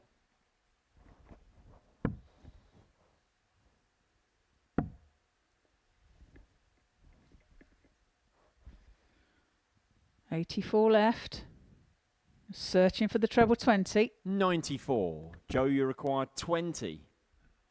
2 10s for Crofty. Perfect guide. Game Utilised shot in the to third its leg. most Joe Croft. nth degree to lead 2-1. Fourth leg, it's Graham to throw first. Game on. Yeah, that love-hate relationship that Joe Croft has with double 10 has led him not to rely on it so much. He's 84. worked out alternatives and mix it up a bit. Different routes. 100. Well, it's been a while, Trina. Has it? It has. Okay. For what? So I think it's time that we do it again. Because What are you on about? it is tungsten teaser time. Oof, you got me worried there for a bit. 60. 21 nations at this year's FIFA World Cup have also been represented here at the Modus Super Series. Can you name them all? Head over to our Twitter account at MSN Darts. There's a tweet on there. 44. And you can send a reply to that below. And I do need to thank my good pal Taylor Nella. That's his tungsten teaser for the day. 137.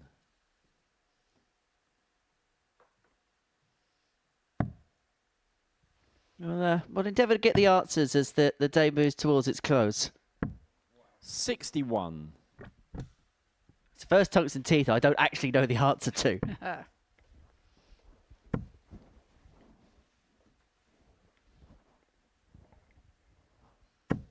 100.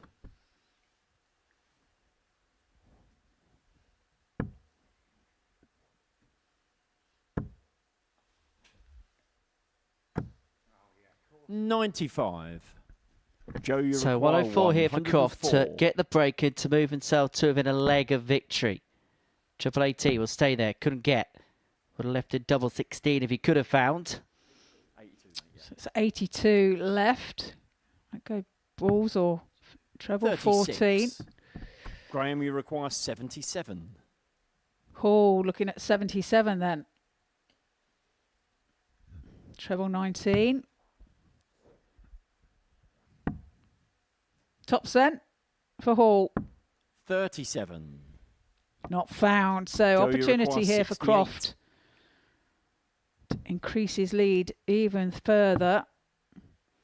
Double 16. 36. Graham, you Pendulum require goes 40. back to Hall. Well, we know Croft loves it on tops. Is Graham Hall as good? On the most heighty target on the board. Now double 10. Game Gets shot it. on the fourth Gets leg. us level. Graham Hall. And we are on terms. It is 2-2. Fifth leg, it's Joe to throw first. Game on. Well, he almost apologises there, doesn't he? A movement of the hand to suggest It's the software. he felt lucky with it.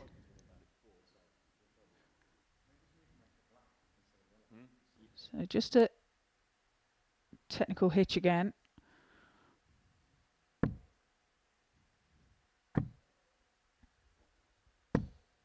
$28. And there you see a shake of the hand as if to say, well, got there in the end. How have I got away with that one? 100. Indeed. But hey, you do need the odd slice of luck here and there. She said earlier on, swings and roundabouts. 70. Yeah, absolutely. You know, and there is element of luck that comes into play. I'm a big believer in that. But you create your own luck. You do. You do. 100. However, there are, when I say about luck, I mean you can get lucky deflections, you can get unlucky deflections. 43. And I'm just unlucky every week to not get a dart at a double averaging 49. I'm just unlucky every week to work with you, Henry. Oh, the claws are out. That serves yourself right for putting them 44. sweets in front of me. I was being nice to you. I'm only joking, Henry. I'll have them back now. I love working with you. 140. Could you bring me sweets?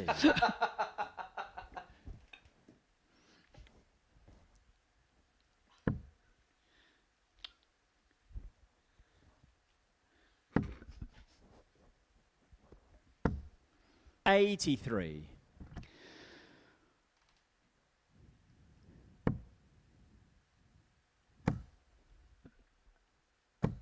Really good pick on the last, really good visit. 135. Just felt like a game that someone really needed to take by the scruff of the neck, and Crofty's trying his best to do exactly that. However, another triple 19 makes Graham Hall potentially the favourite for the leg. 134. Yeah, great darts Joe, you there. require 85. From Hall. It's treble 20 now for double 5 for Joe Croft, and he 80. pulls it into the big 5. Opportunity Graham, you now require for Hall 40. to break Croft here as he looks at tops.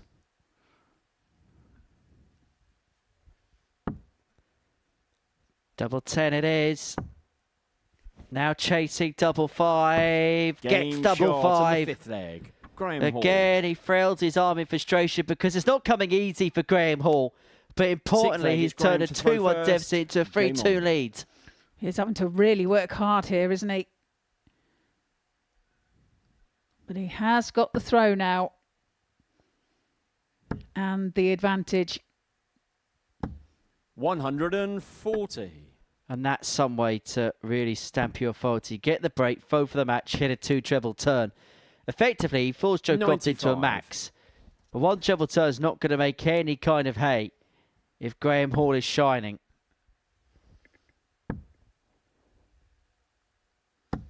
$100. Yeah, ton 40, ton start for Hall. 95 and a maximum for Crofty. 80. This is a leg Crofty must win to stay in the match.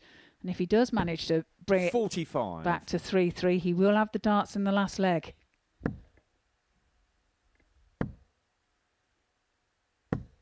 41. Well, 41 means that Graham Hall has got 6 darts from this position to wrap it up 4-2, to put himself level on points with Ryan Brownlee at the top of the table.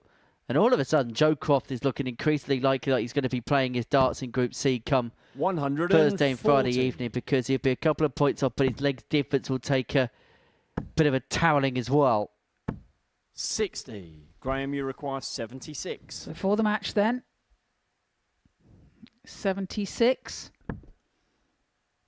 16 now for tops. 56. Joe, you require 125. Bullseye should be the target. It is. I was half thinking he was going to go for bullseye again then.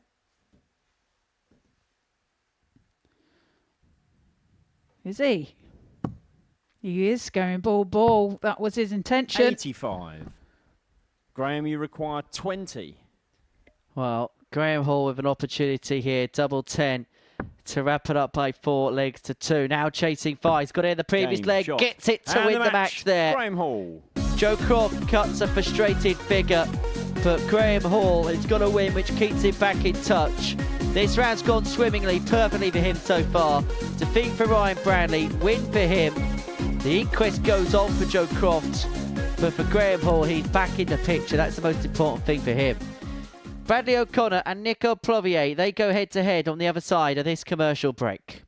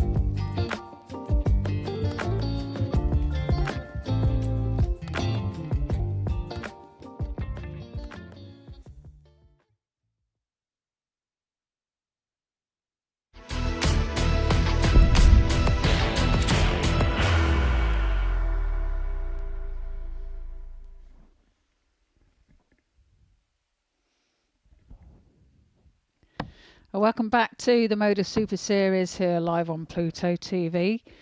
Before the break, we've seen Graham Hall take a 4-2 victory over Joe Croft. 3 from 10 for Graham Hall, 2 from 8 for Joe Croft. 80 average for the pair. Not the prettiest, but a result ground out for Graham Hall. And now we have First leg, it's Bradley to throw first. Bradley O'Connor Game on. and Nico Plovia, 2 sat at the bottom of the table, both on 2 points. 97. Both will feel that this is their best opportunity of adding to their tally. Well, welcome along everybody 140. to the Cellar Dweller Shootout between O'Connor and Plovier, because so far this week, the only wins they've got has been 59. against one another.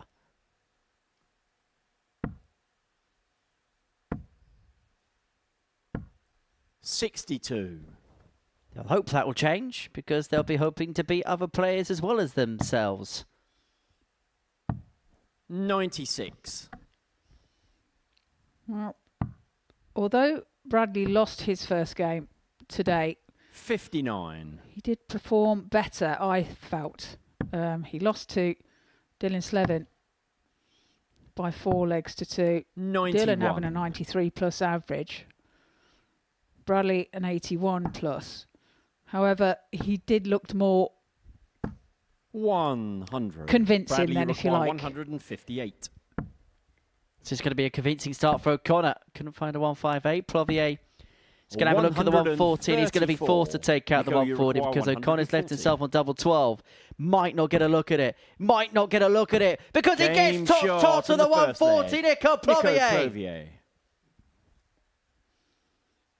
Super darts. Second leg, it's From Nico Nico. to throw first. Game on. And an appreciation from Bradley. Fist pump from the pair. 100.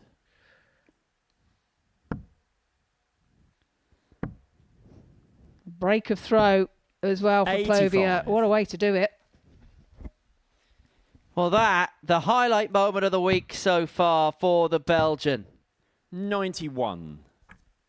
That was immense. That was class. That was quality. 77. And that got him a break of throw.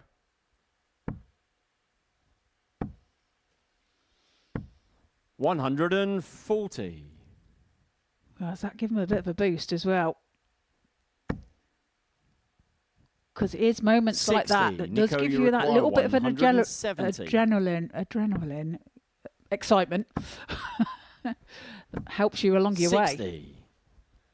Well, you can see that it's given Plovier a spring in his step, and it's just put O'Connor back into his shell a little bit. 31. 110, Nico, plenty you of require time. 110. Now, yesterday he went bull 10 bull for this, and today he decides to go a completely different route, but it's still going to end on the ball. 85. Yeah, its combinations are something to make you think. 85. Nico, you require 25. He's got 25 now. So it's double 4. Game Double shot 4 is on the found by second leg. Plover, and he leads Nico by 2 legs to Plovier. 0. All I'm saying is a meeting between Nico Third leg, it's Plovier Bradley to and throw Brian first. Amann Game could on. be grounds for a spotter to hand, just to say, that's it, I've had enough. Yeah, this is true. 84. Yeah, they come up with some weird and wonderful combinations, don't they, with their shots? So 95. certainly one to keep the spotters on their toes. Most certainly. 40. And we've got a very good spotter in the chair today. 97. We have indeed, as in Owen Binks. 84. Don't give him any credit. He'll start making TikToks about you, Trina. 91. Well, that could be interesting. You don't fancy doing any dancing for his 58. social media show reel? I I don't think it would draw any attention to his TikToks, to be fair. 100. Might decrease in value. You're a 10-time world champion. He's a 10-time chump.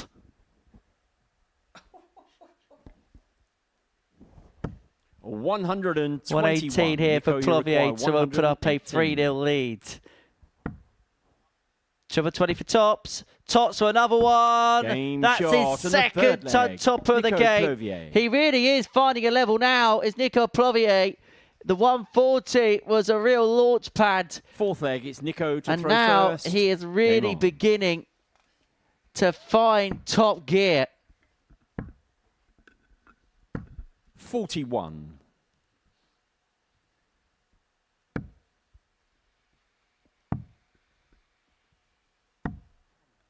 25.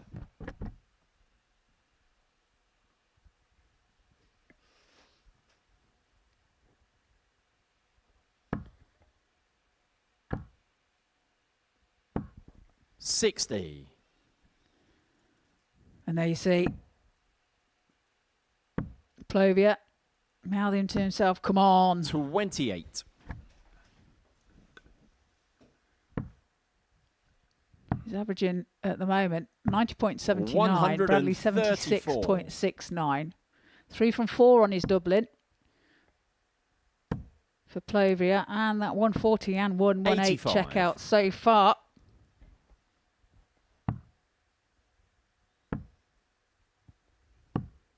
$47.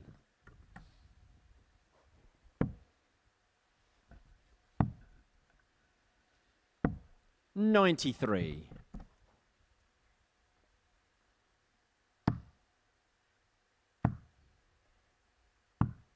95. At least 124 when he returns. Finds a turn to leave the Nico, you 170. require 124. It's Plovier first to the Oki. 59. Bradley, you require 170. Oh, Connor unable to take out the big fish. 134. Well, Nico Plovier on 65 Nico, could you do a require whole 65. host of things, a whole manner of things. But this is to put the cap on a superb Game display. shot. Triple And the 19 double match. four. Said he could do Nico anything. Plovier. And he pops out his chest off the back of a superb 4-0 win. Well, there was some delightful finishing there, wasn't there? 4 from 5 overall on the doubles. 2 top plus checkouts, including the 140 on tops. Coming up after the break, we are going to watch Ryan Brandley and Joe Croft. The games get bigger.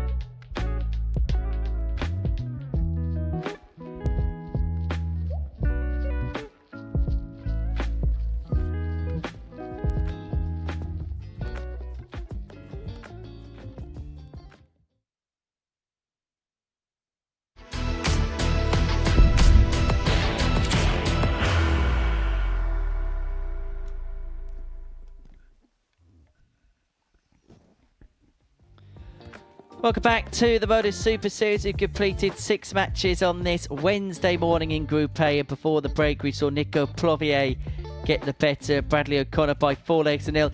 In terms of the race at the top of the table, well, we've got a few contenders in there.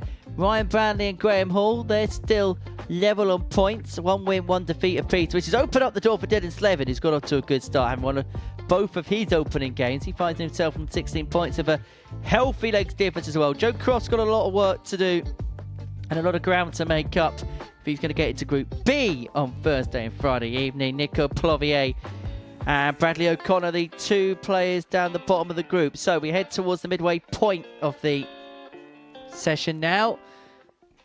And we have a meeting of Ryan Branley and Joe Croft to see us through to that point. For Branley, he lost out 4-1 to Dylan Slevin in his previous game. As for Joe Croft, a big reduction in terms of productivity in Game 2 in comparison to Game 1, where he beat Nico Plovier 4-2, averaging just under 96 in his previous game. It was just underneath 20 points from that. There was a 15-point give or take gap between the performances of Game 1 and Game 2. He's not going to be able to average around 80 and get any joy. First leg, it's Joe to throw first. Game on. Absolutely no doubt whatsoever.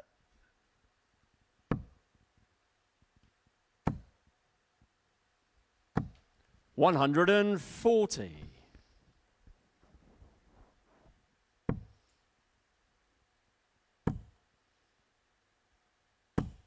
$140.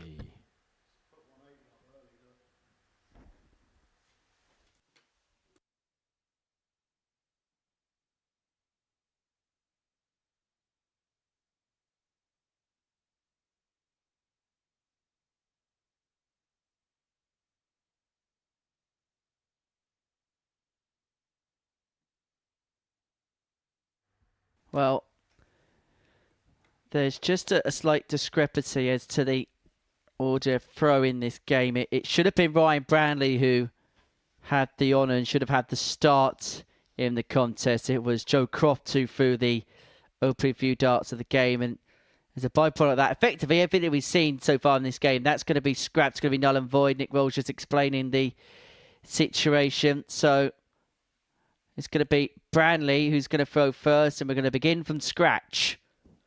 Because obviously Joe started the leg, everything had to be null and void. It doesn't count. So, we saw a similar situation, didn't we, at the World Championships in a game between Christo Reyes and Wes Newton back in 2015, where it was back in the days where you actually balled up to throw for the last leg of the last set. Now, the referee on that occasion forgot about that ruling.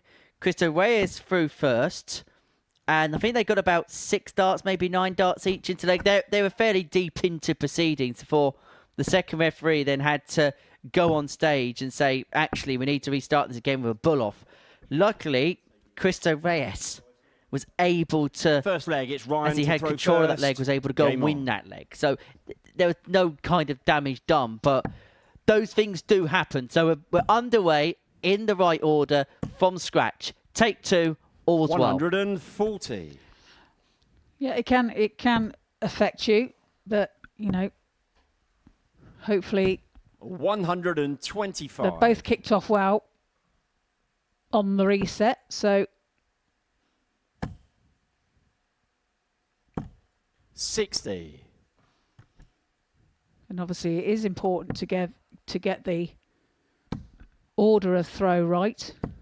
45. Well, look, there's a number of different stakeholders that are in place. Obviously, Ryan Branley would be annoyed because he would have had the throw, and if it didn't correct that error. And there's also other such things, such as the fact that the stakeholders, i.e. some people like bookmakers and that, who have markets that bet on the game, and they would have Ryan Branley as the player throw first. So they need to make sure that's correct, because 60. People may bet on games according as to who has the honour, particularly if they think a game's going to run tight. They'll usually go with the player who has the darts, for example, punters at home. So Yeah, exactly that. 98. But all's well but ends well, and Branley's left himself an 84 after 12 to get this first leg one and done. 60. Ryan, you require 84. So 84 for Branley. 79. Searching for treble 13. Can't find 32. the treble 14. However, he will be back for 52. Joe back on 211. 81. Ryan, you require So 52. this to get things up and running here for Ryan Branley. 52 required. 16 for double 18. The Jess Smith way. Game shot. And the works first just leg. like it does for the Ryan silencer. Branley. Yeah, right in the top corner, wasn't it, that dart? Second leg, it's Joe to throw first. Game on. It's a holder throw for Branley. And he leads by 1-0. 60.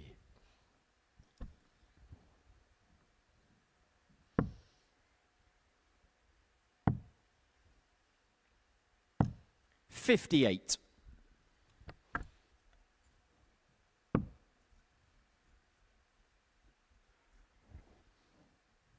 Now Joe just resetting. That's not really going to help you. No, he's just saying to himself, isn't he, that, you know, concentrate. Concentrate on every dart. 45. If you're Ryan Branley in the background, you've got to look at this and jump all over it. And this is where you've got to have 57. that killer instinct, because I suppose the way you've got to look at it is the guy in front of you is punching his head. At that point, you're thinking, right, he's got here, and you've got to take full advantage. 55. Yeah, you do, and there's a lot to be said by body language.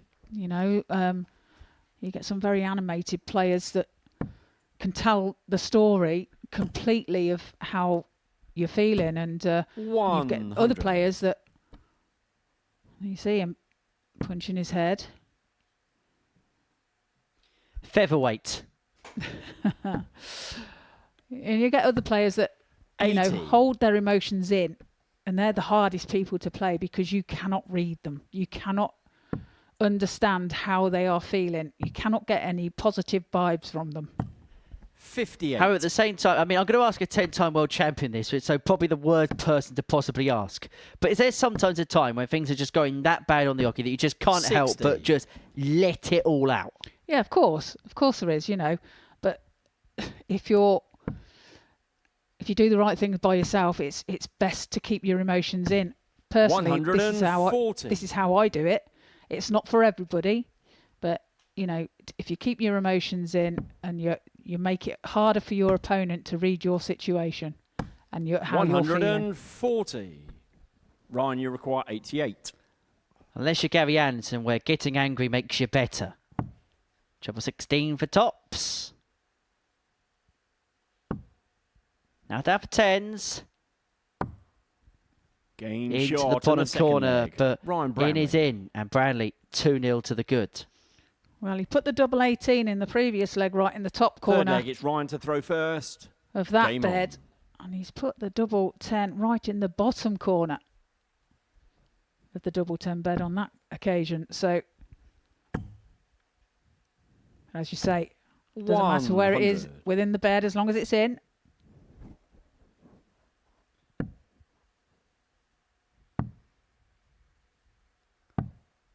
More 56. corners than sofas in a DFS shop.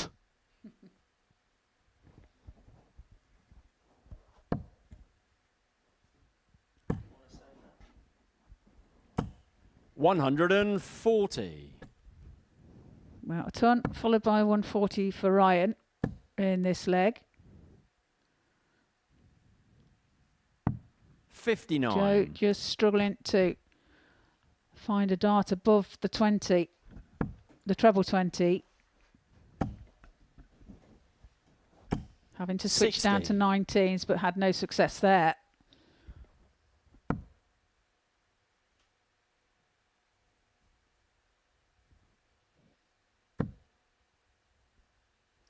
And the biggest source of 60. frustration for Joe will be how well the day started, averaging just under 96, 4th and 6th in the doubles. It was a mightily good display against Nico Plovia. And we were kind of hoping from there that would be the kickstart. That might just be the thing that springs him into life. But if the truth be told, 135. the absolute opposite has happened.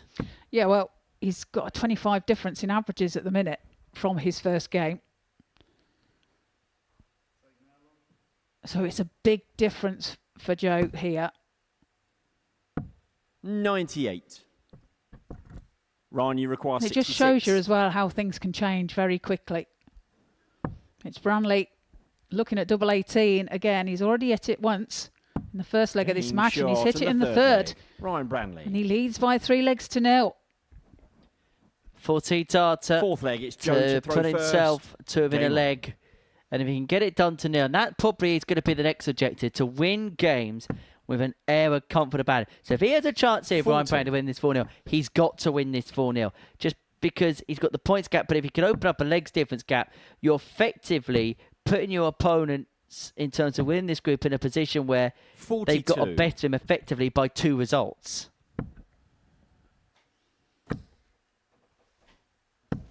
$100.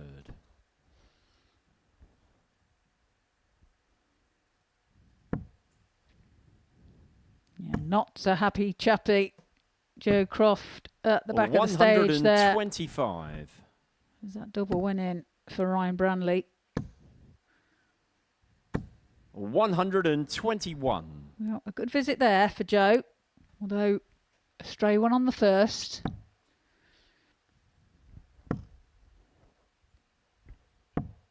$98.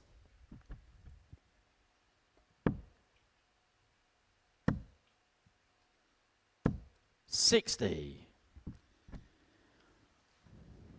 Well, searching for a treble there to give himself an out shot. And that treble there from Branley 100. gives him the opportunity at 136 when he returns. 58.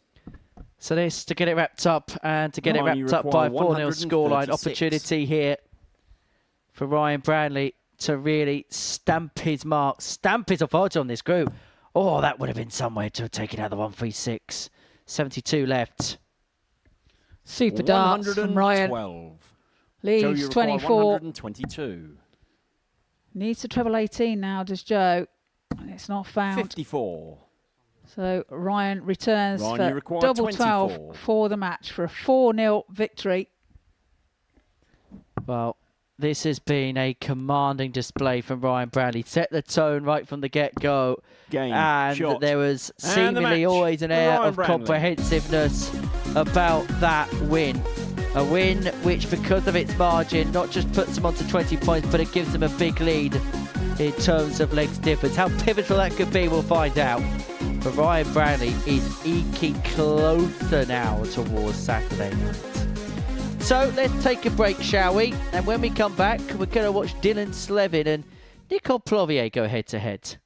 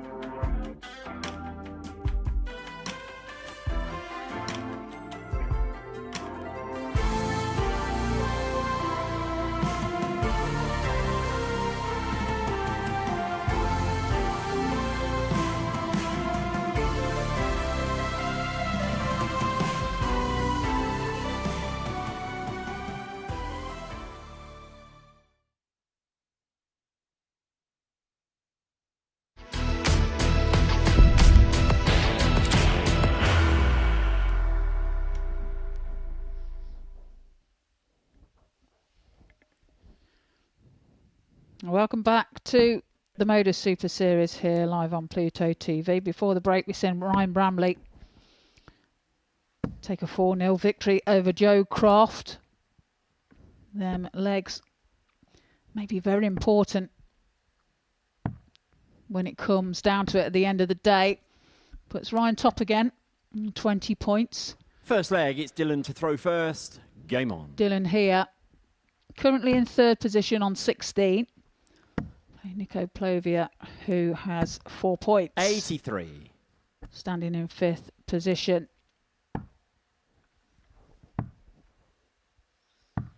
However, we 58. saw some of the best of Nico in his previous game. Got the better with Bradley O'Connor 4-0, averaging just underneath the 90 mark. But it was the finishing that really was the telling stat 60. that stood out. 4 from 5 on the outer ring. Had 2 tub plus checkouts, including the 140 on tops. 87. Also had a 118 as well in that match. Just averaging 80. underneath the 90.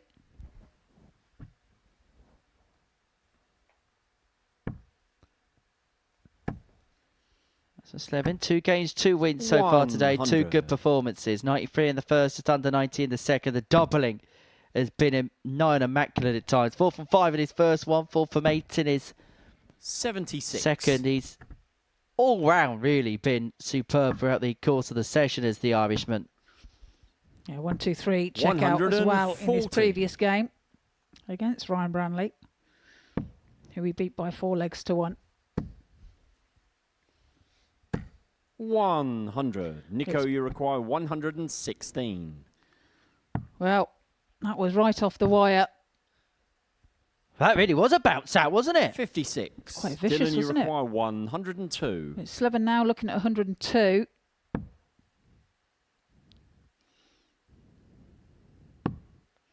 It's double 16. Game what a shot. in the first leg. 102 check Dylan out for Slevin. Slevin for a holder throw in the first leg.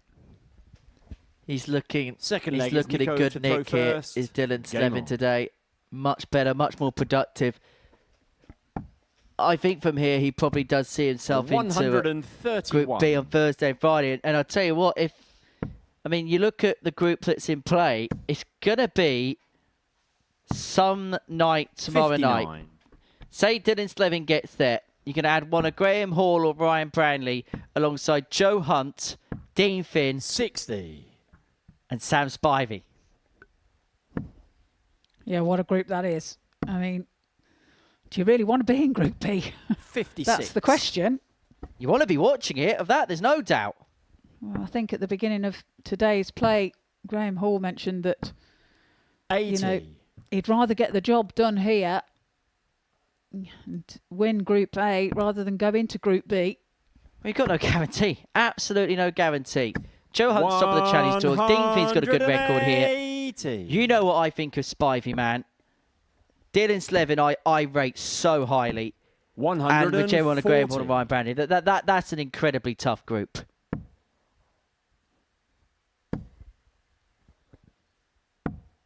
A 174. Brilliant darts Nico, by you require Slevin to lead 90. 32. But it's Plovia that gets the first attempt. Double 10. 80. He's just on the Dylan, you inside, require so 32. gives the chance to Slevin for a 2-0 lead. He's hit the double 7, so it's double 9. Game Double shot 9 in is the found. second leg. And a very Dylan good Slevin. use of the second dart there. Slight deflection off that dart into the double Third leg 9 is Dylan bed, to and he throw leads by first. 2 legs to Game 0. on. In charge, in control. 56.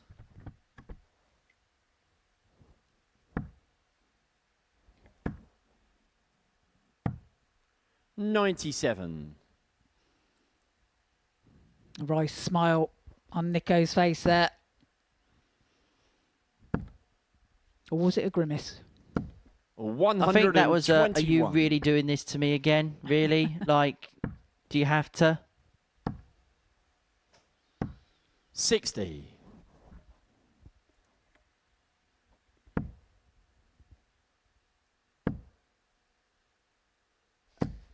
100. Well, a ton found there from Slevin.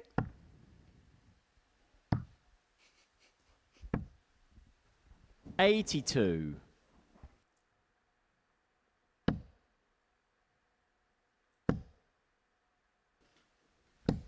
$60. Only a 60 does leave himself on a finish, but Plovy over a couple of trebles could make life interesting, but has to watch his work first. Does exactly that. 98. Dylan, you require 164. Well, first treble 20 not found. 100. Leaves himself Nico, 64 you require though. 164. Plovy with the same shot. Treble 18. He's pulled it into the 4. Maybe a little bit just rushed that second 84. dart. I know his throw's Dylan, quick, you require but 64. give Slevin the opportunity at this 64. It's double 16. Game Double 16 is found by Slevin. He takes out the 64 in 3 darts. Leads by 3 legs to 0. Fourth leg, it's Nico Good performance to throw here by first. Game on. Dylan Slevin. Currently averaging 88 plus. Nico, not a leg on the 95. board, and he's averaging 90. Well, he's given us the dictionary definition of Super Series solidarity. 58. Because an 18 dart hold in the first, followed by a 15 dart break in the second, followed by an 18 dart hold in the third. 140. It's beatable, but at the same time, he's doing things which is okay. 60. It's decent. It's all right. It'll do. It will pass. It'll be par for the course. But knows that he'll need to find something more as the day goes 61. along. Or as he gets pushed as the day goes along, shall I say. If he takes this by 4 legs to 0, the legs difference will certainly help him along the way. 141.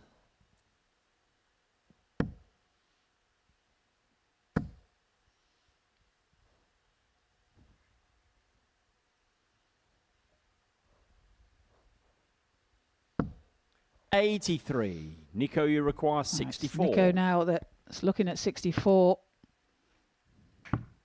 It's tops. Game Tops shot is in found the fourth by leg. Nico Plovier. Nico Plovier. Well, chances Fifth have leg, it's come in Dylan out of to a throw short first. supply for the Game on. Belgians so far in this game. Just his second attempt to the double, manages to get it, gets himself on the board and forces Slevin here to serve the game out. And he kicks this leg off by hitting a max. 80. Super start from Slevin.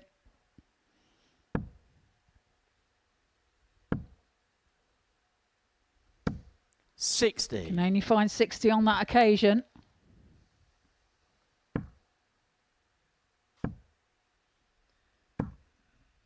Well, Clark did 140. As I say, for someone like Nico, something low, because his darts push up into the air, he is able to use that. Actually, it's quite an inviting guide because he could just 57. find a way to float over the top. He does use a kite flight as well. 43.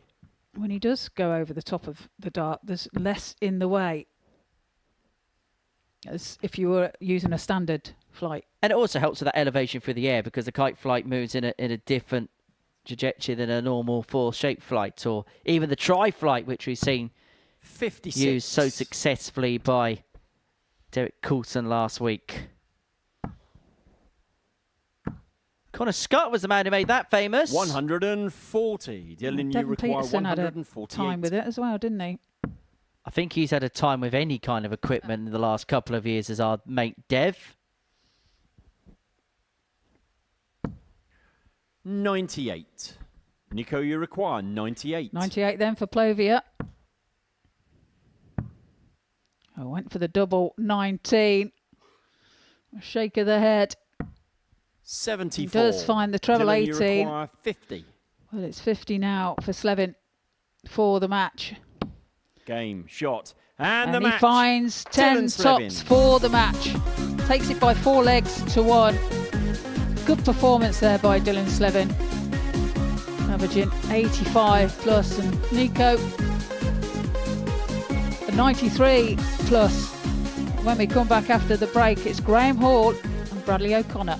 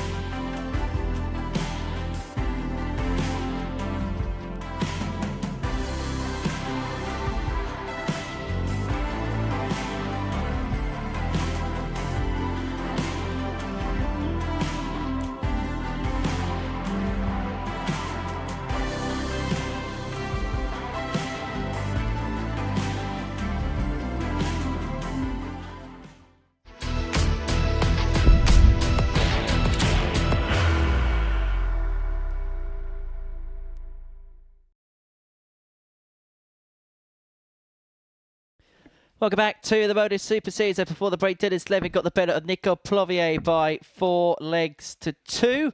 So Slevin moves himself onto 18 points in the group, a couple behind Ryan Branley at the top of the table. Graham Hall is looking to join Branley on 20 points. If he can get the better of Bradley O'Connor here, it's a meeting of 3rd and 6th in the league standings as we come towards the close of the 3rd cycle of fixtures on this Wednesday afternoon. Don't forget, it's the final day of Group A action, but tomorrow and Friday, first leg, we have a Graham to bumper throw double first. session day Game for on. you. You can join us live tomorrow from 1 p.m. to see Group C get underway, and then from 10 p.m. tomorrow for Group B. Same rules apply on Friday before we're then back for 60. Saturday night's final from 7:30 in the evening. And don't forget, if you are on the move on this Wednesday afternoon and you do want to take the 82. darts with you, then you can do so by downloading the Pluto TV app. It is available on the Apple App Store, Google Play, wherever you get your apps from. Whether you may be going for a shop, 97. a walk, Maybe even you're having your coffee break at work. Why don't you take us with you with the Pluto TV app? 57. It's free to download, free to watch. Pluto TV. Stream now, pay never.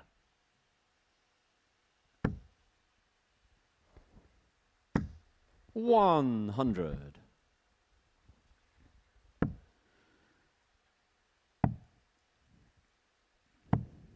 $96. Well, this is a game here that Graham Hall would be expecting to win just because of the standings in the table at the moment. However, 60. he'll be well aware that anything is possible, and Bradley can have 84. a really good game, or Graham could have a really poor game. Well, he'll feel like he's in the last chance saloon, Graham Hall. He probably would have thought that his chance of winning the group were completely over after he lost to 100. Ryan Branley. However, Dylan Slevin has given him a dangling carrot after he beat Branley in round 2 of the day. And now he's got to make best use of this extra life effectively he's got 100. as a result of Graham, you require that 84. win for the Irishman. Well, it's Hall that's looking at 84. Treble 14 should be the target. It's bullseye now, 50. and that's some distance away. Bradley, you require 82. So O'Connor should go the same route. Bullseye. That's 8 scored there, so 74. 42. Leaves top should Graham, he you return. require 34. But it's Hall looking at 34. Splits it. One in hand at double 16. 18. And the target is not Bradley, found. you require So 40. O'Connor returns for tops for a break of throw. Game The shot. break in the of throw first he leg. gets Bradley O'Connor. as he takes the first leg. Maybe there is another Second leg, it's sting Bradley in the to throw tail. first. Game on. As we were saying earlier, Plovia and 42. O'Connor have nothing to lose. They know exactly where they're going to be come Thursday and Friday. They will be in Group C. That is not going to change. So, you know, they can 60. play with a little bit of freedom. Just try and enjoy the game and get things right going into Thursday and Friday. 95. Try and hone in on a few little things to adjust. There was plenty of things to see in that replay. A very nice double top, but also a 100. very nice skin fade that Bradley O'Connor has on the back of his head.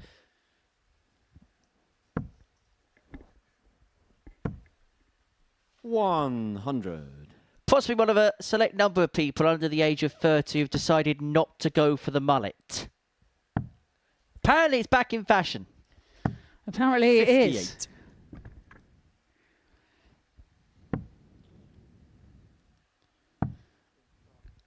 Although I think he might be the second 68. most hair gelled up player we've ever seen here. I know you can say. Brian Roman. Roman's up there, but also Bradley Roos. Yes. A whole tub of VO5 every 140. single morning for Bradley.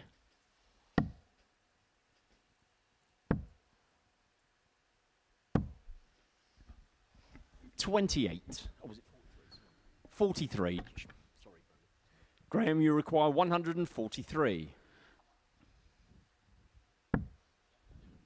Treble 17 should be the target now. Into the treble 3 bed.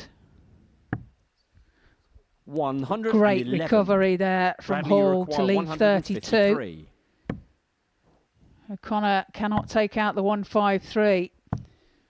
81. So to break straight Graham, back, you require 32.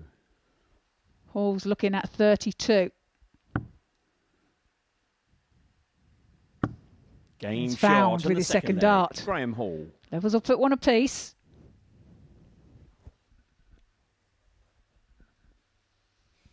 Third leg, it's Graham to throw There's first. been times where Game Graham's on. really had to go to the well, hasn't he, this week? But to a certain extent, I know he doesn't want to win scrappily, but it is a quality of it itself where you don't play at your best, but you can still pick up wins, even if it doesn't look pretty. He grind it out. That's it. Like you say, that's a quality. That's brave. 59. You know, and to have that quality is something special. It's something not to be knocked. It's a player that backs himself. 59. First dart perfect, second dart perfect. 135. Third dart just veers off to the left. It's kept him in touch with Graham Hall, but still has the ascendancy of throw in this third leg. We'll have a look at the treble 20. 92. Because if he found 40 more points, he would have found himself on the biggest finish of the lot. 100. Ton found by O'Connor. Pretty much neck and neck in this leg.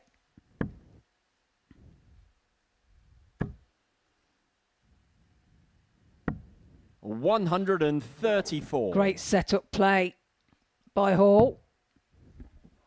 But this is also what good players can do. They can find a way of playing poorly, but then just suddenly put their foot on the accelerator. And it feels like that's exactly what he's doing here.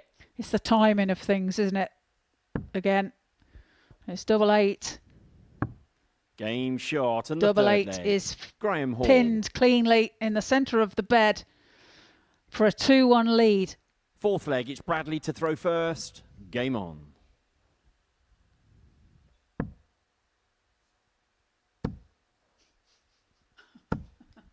$140. That was a 14 dart leg from Graham Hall. Well, inside the head of Bradley O'Connor, 41. I'm sure there's a lot of things going on right now.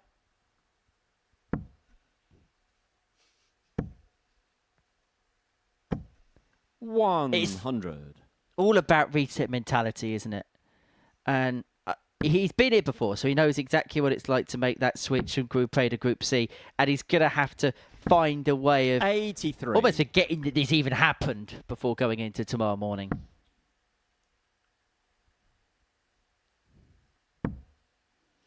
Yeah, of course, it's, you know, 41. there's nothing to say that we won't see Bradley here on finals night on Saturday. Like you say, it's a complete reset tomorrow. 57. New day. 2 more chances to get yourself into that finals night.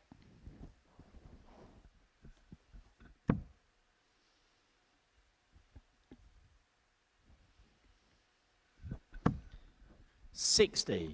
And look, he's in the better placed group, if we're going to be perfectly honest, to get himself into Saturday night. I think if you're a player, I think you'd rather this week take the gamble of 2 from 6 on Group C, which is rather open for interpretation, than 3 from 5 in a Group B, which looks like a Shark Tank. Yeah, exactly. In Group C is Oliver King, Alex Small, 82. Dylan Sinclair. Still great talent there, but when you look at the two... 135. Bradley, you require 78. Well, I know Alex Small will be watching this, and I'm sure he'll be saying, well, why are you not talking about me? We will, Alec. A lot. 66. But Graham Hall here, looking to move 3-1 to the goods. 85. Was that an opportunity missed by O'Connor? As Hall looks at tops. Game It shot was and an the fourth opportunity leg. missed. Graham Hall. And Hall checks the 85 out and leads by 3 legs to 1. Fifth leg, it's Graham to throw first. Game on. Breaks the throw of O'Connor and now finds himself throwing for the match. Kicks off with a ton. 100.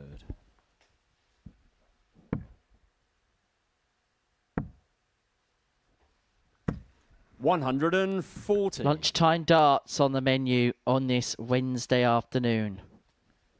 How are you enjoying the lunchtime sweets, Trina? What sweets? Oh, they've all gone. 60. I feel like that's all I do. I feel like that's all I do around here is feed people. 121. They're not all gone, really. No, no. Don't say that, because No. our producer will be coming up in about 2 minutes. You know exactly what happens. 60. I'll just have another one. Well, that was a sweet spot for G-Man.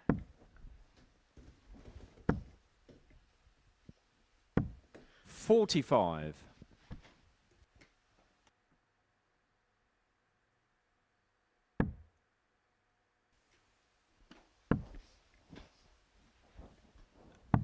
59. Well, O'Connor here, 6 on 195 to bring it back to 3-2.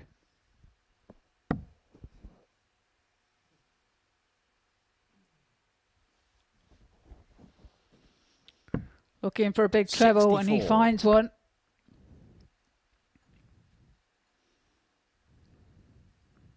Hall looking to set things up from here. Setup play's been pretty good. 58. Now, well, goes for the right shot. Bradley, you Does require leave himself 131. an out shot.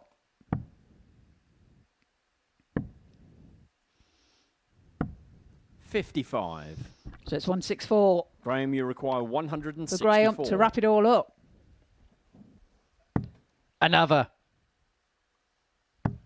Unable to get. So O'Connor, he's going to get another opportunity here on 76. Hall's got 88 left. Number of options. Could look at the treble 16. Could look at the treble 20 still. 92. Bradley, you require 76. So treble 20. 71 left.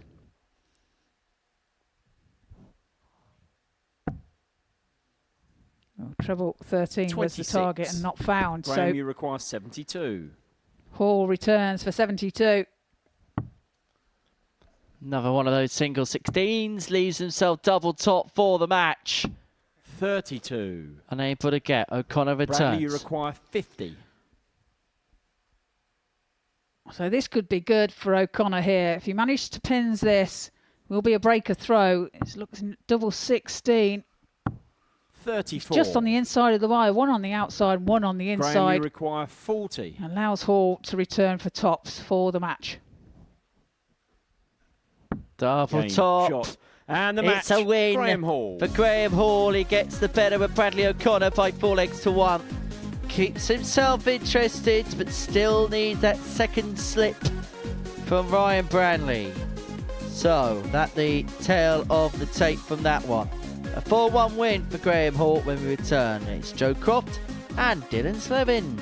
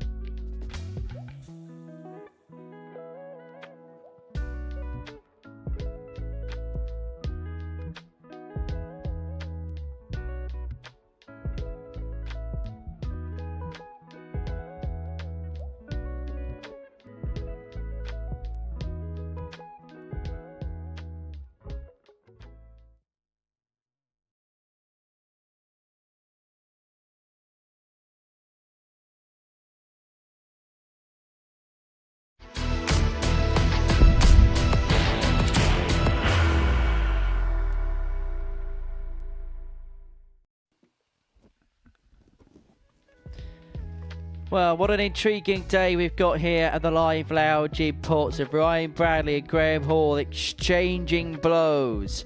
It was Ryan Bradley who won the opening game before then a defeat for the man from Blythe in the second game opened up the door for Graham Hall. And so the pair are now level on 20 points at the top of the Group A table. As you can see there, Dylan Slevin in third position. He's had a superb day. 18 points, 4 clear of Joe Croft. And because of the size of the gap of the legs difference, you can only make up 8 legs per round in the legs difference. So being 4 points clear and there being an 18 gap with only 16 legs that Joe Croft can make up, it means that Dylan Slevin is now guaranteed to be playing his darts in Group B come Thursday and Friday evening. Joe Croft cannot make any kind of gains on that legs difference. Even if Dylan Slevin lost both of his games by 4 legs to nil. The worst case for him would be a legs difference of +10. The best case Joe Croft can get to is +8. Plovier and O'Connor, the bottom 2 in the league table. So let's get into the next game then between Joe Croft and Dylan Slevin, which can once and for all determine and give Slevin some daylight between him and Crofty. So we now know, well, we know actually every single fixture that's going to take place in Group C, because for those that are new to this, the fixtures are determined by the position with the player finishes in the group and the secondary groups of the week. So Joe Croft will start last on Thursday, finish last on Thursday as well. Bradley O'Connor, barring any late victories for him, will probably finish bottom of the group, and so he'll play first and last, and Nico Plovier will be right in the midst of that mix. But Croft and Slevin in game 10. And for Joe Croft, I just get the sense he's just trying to get something together after 54. A good start's turned a bit sour. He's had a good start to the week, hasn't he? And today, not gone 58. Quite to plan for him. Started off well. With a 4-2 win over Nico Plovier in game number 3. Averaging there, 95 plus. 100. But from there on in, his game's been a little indifferent. 99. Yeah, you just get the sense that Joe Croft just got to cage that inner tiger a little bit more. Just keep things reined in a little bit more. That might fend away any negative connotations. 100.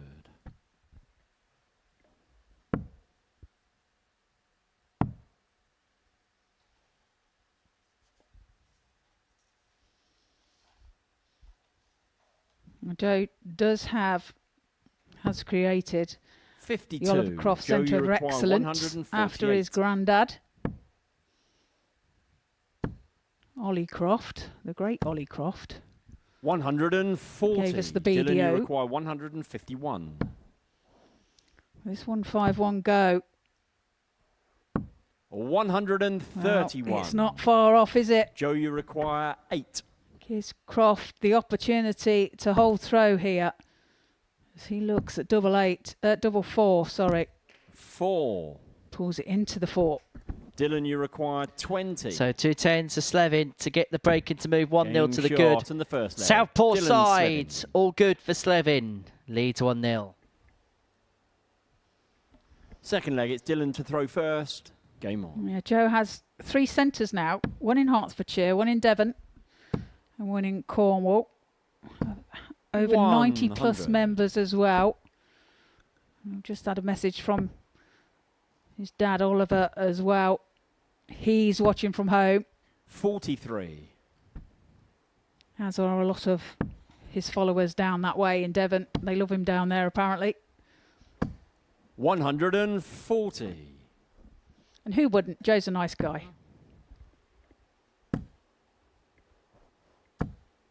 140. We love Devon too.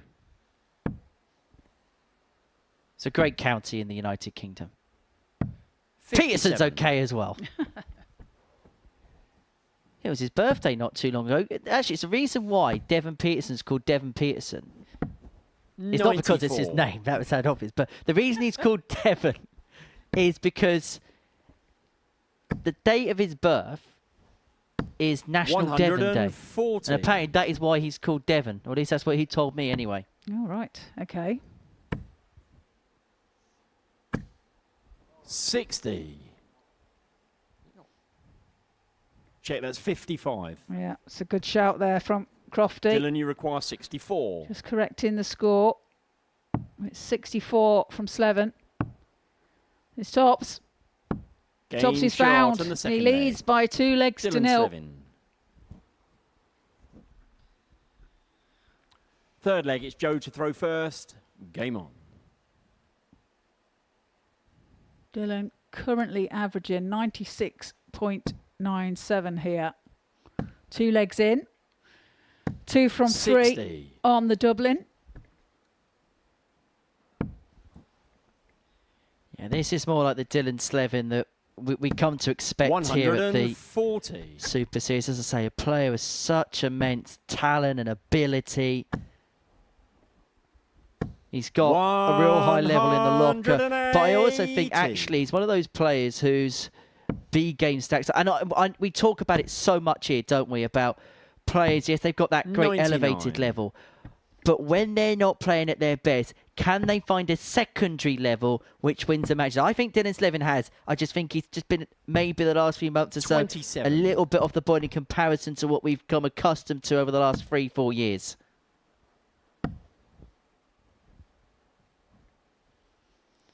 Right, he's put himself in a good position 98. here. And that's a great find with the last start there from Dylan to give himself a 164 outshot. 94. Dylan, you require 164. Can't find the treble 20, so no outshot now. Finds it with his second though, 140. and finds another with his third. Joe, you That's great require setup play 140. from Slevin. 140 left by Croft. It's not 60. possible either. Dylan, you require 24. So double 12 for Slevin to lead this game by 3 legs to 0. 2 good guys, just looking to No find a bumper score. between the two, but he somehow found a way in the middle Joe, of you them. require There's 80. an opportunity here for Croft to hold throw. He's 20 now for Tops. Just moves across slightly. Game Brilliant shot dart. on the third leg. Good Joe move Croft. to the left to find a way through to Tops for Croft. Fourth leg, it's Dylan to throw He first. holds his throw Game and on. trails just by the 1 leg now.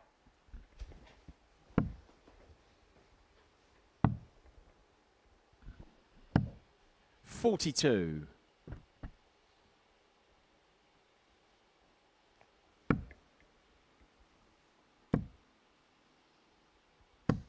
.60.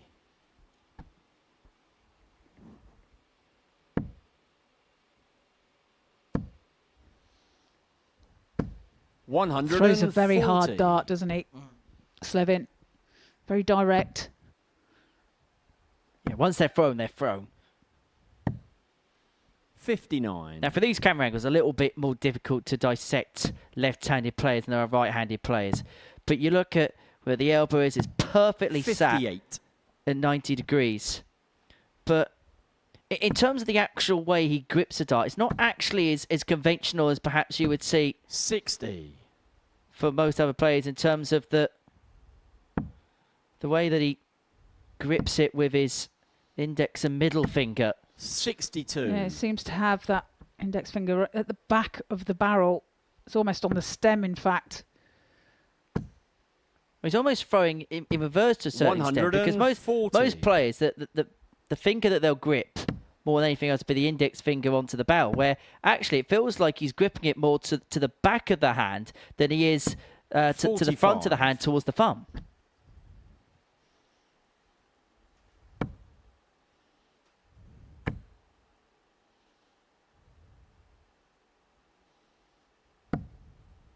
.58.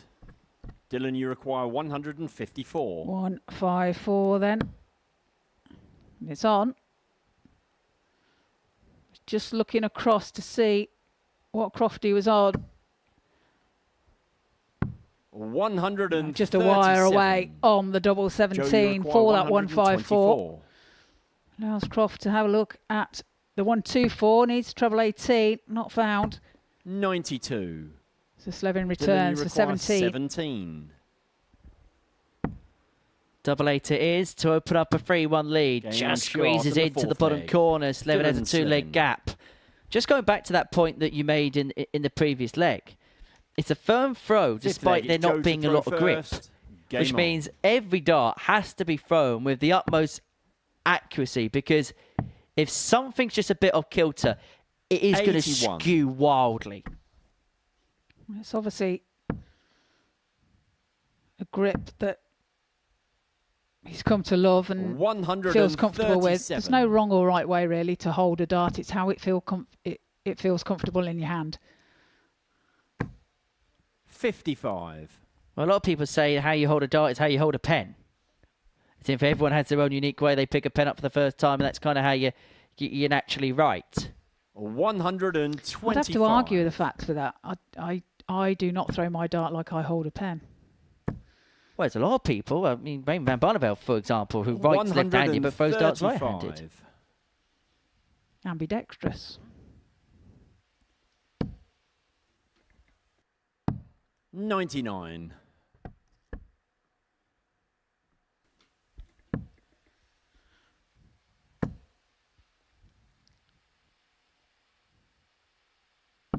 $60. Yeah, needed to Dylan, stay you straight require there to leave himself a 140. finish. But Slevin has the chance at the 140. Needed to find the second treble 20. 100. Leaves himself Joe, tops you when he require comes back if 170. Croft can't find the big fish. Another one of them for the bullseye for a 170. Check Game out. shot on the fifth leg. Brilliant Joe darts Croft. by Joe Croft. And what timing that was.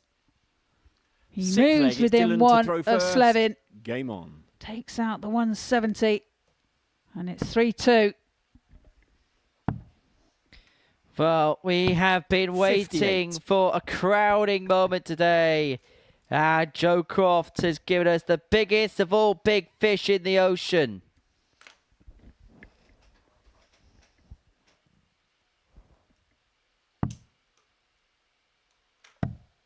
$56. And that pinned into the corner of the central target.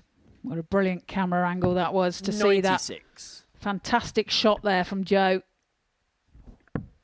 Yeah, it was a beautiful shot of a beautiful shot. 56. Slevin now having the advantage in this leg. We'll be hoping to 57. serve it out, as you say, Henry, from here on in.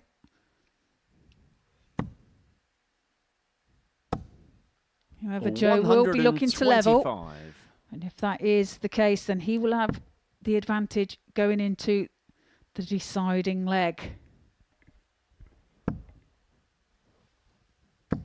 100.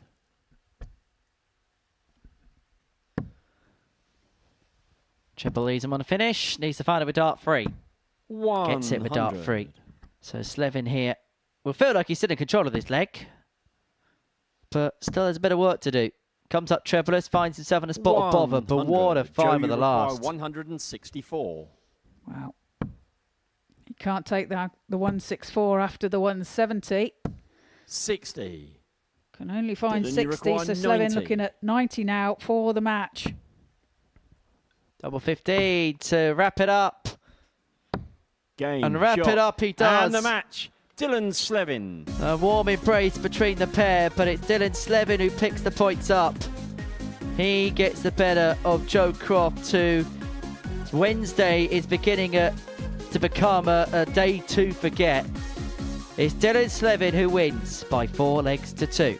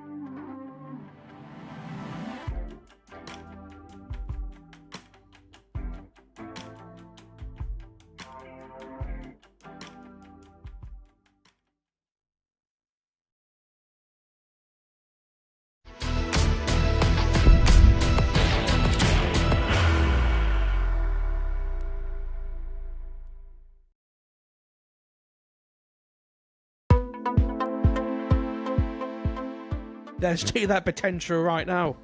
So it's 5-5 to wrap it up. Game shot and a match. Well. Derek Coulson. Where's he going? So it's 1 dart at 16.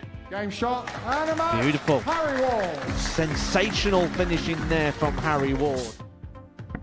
He finds it to leave him on his favourite, and he pings it again. And a match. Radek Skaganski. What a turnaround that was from Radek Skaganski.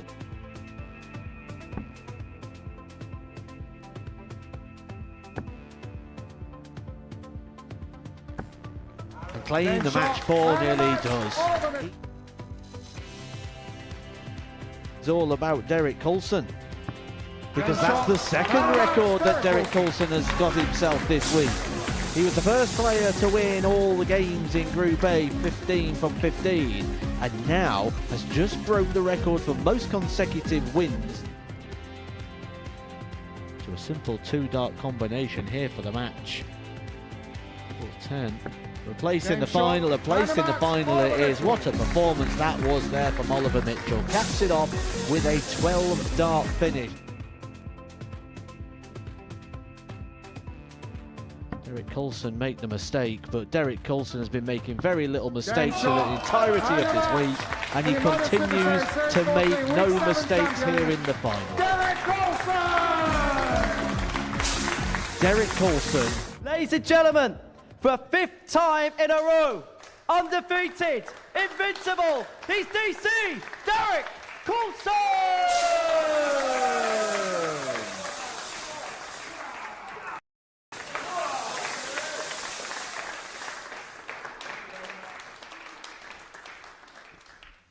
Well, that was the story of what was a very successful week for Derek Coulson. That's putting it mildly, because he played 19, won 19, and he is the 7th player into Champions Week come Monday the 20th of July. David Evans, Ashley Coleman, Archie Self, Henry Coates, Neil Duff and Michael Huntley also there. We'll find out who the 8th player is going to be come Saturday evening. Although it didn't go too well for Derek Coulson yesterday at the Pro Tour, did it? Lost 6-0 to Ryan Solo. Actually, he ended up losing in the final, didn't he, to Westall Nines. Picked up a 6th Players Championship title of 2026.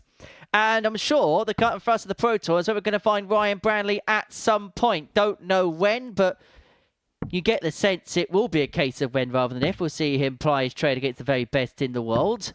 And he takes on Bradley O'Connor here. Now, Dennis Levin's gone to the top of the group by a solitary leg on legs difference following that win before the break against Joe Croft by 4 legs to 2, averaging just a shade under 92, 4 from 10 on the finishing, and had to evade a big fish 170 checkout for Joe Croft in there. So Bradley can take control of the group once again, or Bradley O'Connor First leg, it's Bradley to could throw really first. play the role of spoiler. He wins this game, then it is all open for interpretation. As Brian Moore famously said, it'd be all up for grabs now. 180.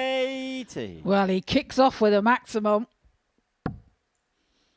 Is that an indication of his intention? I'm getting my words 60. mixed up today, Henry.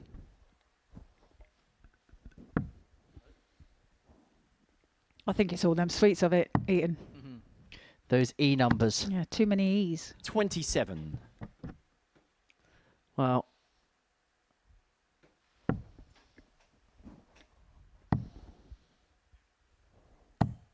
$134. Good switch there from Branley onto the 19s. 95.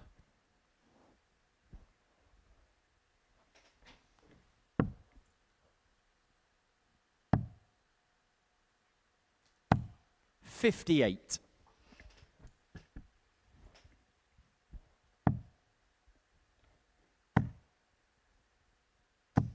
$133.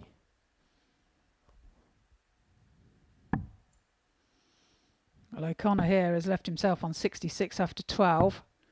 99. Bradley Potential requires 14 66. data here. Was going for the treble 10, has just popped it into the treble 6.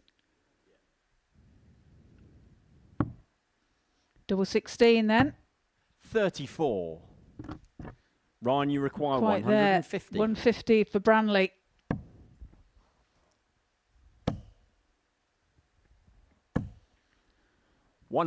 Leaves double five. Bradley, He you likes require that. 32. Is it too late for this leg? There's Branley. Sorry, O'Connor. Game short on the first leg. Bradley O'Connor. At 32 and takes it out on double eight. 1-0. Second leg, it's Ryan to throw first. Bradley O'Connor. So 1-0 to the goods, and Ryan Branley finding himself in a 57. rather sticky situation potentially. Now, he did see Bradley cause a couple of problems in the early stage of his game against Graham 70. Hall before Graham was then able to run off a 4-1 winner. Again, he posed a couple of problems to Dylan Slevin. He's certainly having a better day, even if he hasn't got that win to his name. And I think he'd be disappointed because the one poor performance he did have so far in this session came in, I suppose, if you look at the group, his most winnable match against 59. Nico Plovier in the middle of the session.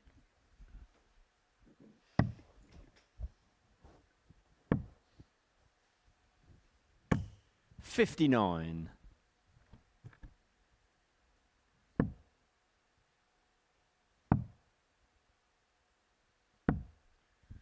$77. Well, that's a good recovery there from O'Connor. Finds the treble 18 with the last start. 84. No outshot for Branley.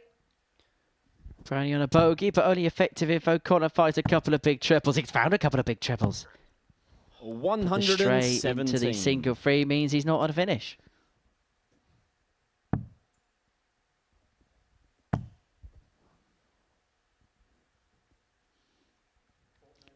$49 left. 127. Leaves that double 18. He's been leaving a lot for himself. Seems to favour that 60. 36. Ryan, you double require 18 36. bed. Can he find it on this occasion? Double 9 then. Double Game 9 he finds short with his on the last second start. leg. Ryan Branley. Level up the match at 1 apiece. And he'll be hoping, Ryan Branley, that that is the Third leg, it's beginning Branley of to throw normal first. service being Game on. resumed. And that it was just a temporary blip, not the beginning of a more tangible upset. 59.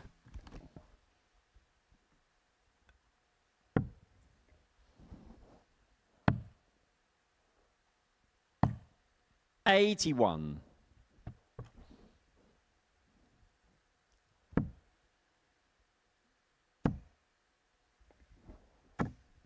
$140. He's unlucky not to find more there.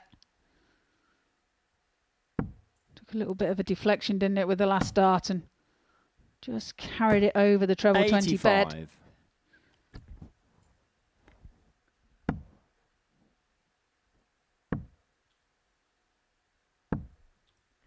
$58.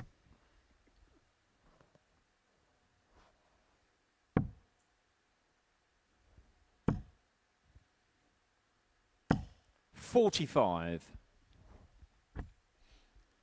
Treble-less visit for Branley.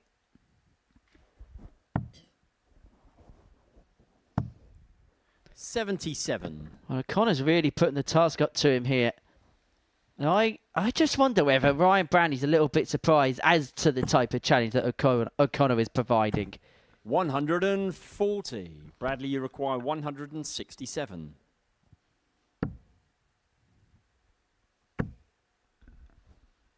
So I'm going to take out the 167. He's going to pick up a treble with the Ryan, last. you require And 150. so Bradley here looking at 150 to get the break and to open up a 2-1 lead. Can't be got this time. So O'Connor back for 85. 58. May just be a dart at the ball, Bradley, but an you require opportunity nonetheless to 85. lead this game 2-1. Double 9 then. Yep. For O'Connor. 76. It's just on Ryan, the you require inside. Opens 92. up for Branley.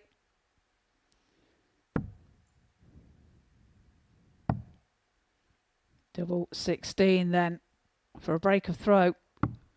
76. And he's just on the inside of that. Bradley, you require 9.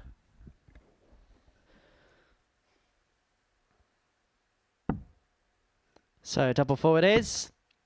Now down for double 2. Game Gets a double shot on 2 the third leg. and gets himself Bradley in front. O'Connor. So Connor has a 2-1 lead. And Ryan Brandley here is Fourth leg, halfway it's Ryan to towards throw an first. unthinkable Game on. defeat. And all of a sudden, you can see with Dart 1, the aggression is beginning to really come back into the game. 81. And you can see it from his facial expressions that the aggression is very much back into his game. 60.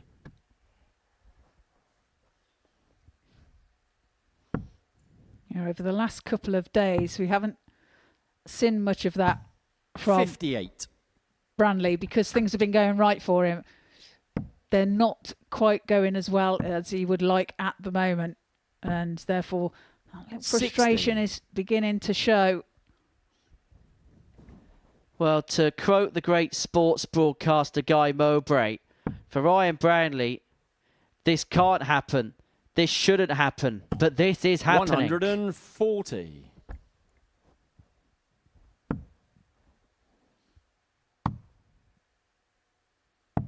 $96.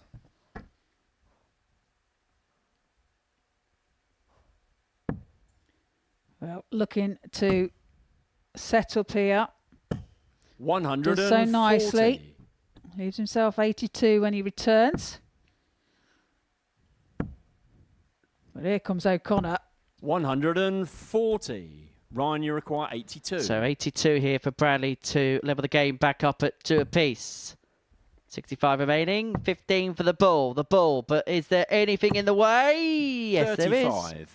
It did take a clatter, didn't Bradley, it? you require 145. Opportunity for O'Connor. 88. Searching for the treble 16 there for tops. 89. Not found, so Brandley returns for Ryan, you 47 require 47. to level the match. Well, he's gone 11 for that double 18 that he loves. It's over to double 9. 29. Double 18, his favourite so Bradley, far, you require along with the double 56. 5, has let him down. And it's tops now for O'Connor. 36. He's just underneath as well. Well, that Ryan, you a require big 18. opportunity to take control of this contest. As Ryan Brandley just used up a life there. Has he just used a get out of Game jail free shot on card the there fourth as he leg. levels up at Ryan 2-2? Brandley. Because he knows he should be a couple of legs behind in a Fifth game leg, against it's a Bradley player to throw who's first. picked up just Game a on. solitary win this week.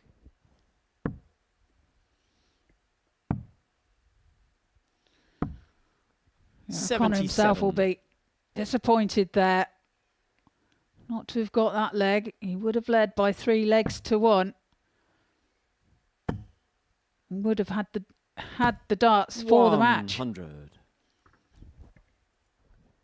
But you've got to give credit the way he's putting the task up to Ryan Brandley, because it could have been so easy for him to have gone back in his shell, 45. almost gone through the motions for the remainder of the day, knowing that he's going to be in Group C, he's going to be toward the bottom of the group.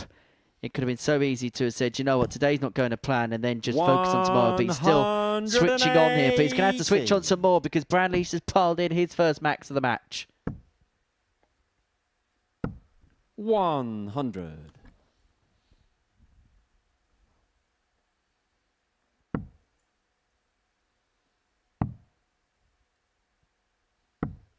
$57.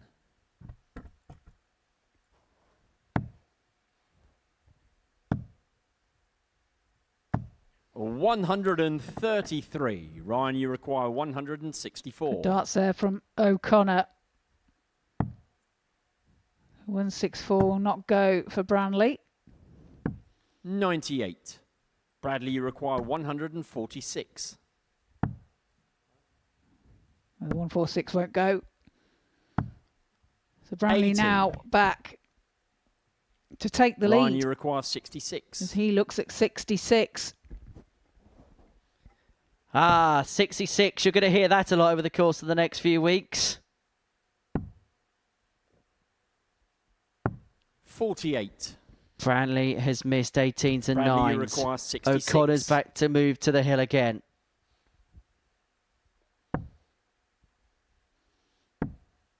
Top set. 46. Opportunity gone for O'Connor. Ryan, you require 18. Come on, he says, because he knows that he Game has shot on the been fifth leg. using Ryan up Branley. lives. But now he gets the break. Now he leads for the very first time in this contest. Sixth leg. It It's was Ryan 4 to holes throw of throw first. Game on. to square things up at 2 apiece. But Branley, with that timely break, has the darts in his hand to cross the line, a 4-2 winner. That the checkout success in this game. 45. Both players have had plenty of opportunities, tangible chances to really take control of the contest. But is Ryan Branley just going to outmaneuver O'Connor 57. as the finishing line comes towards the view of both players?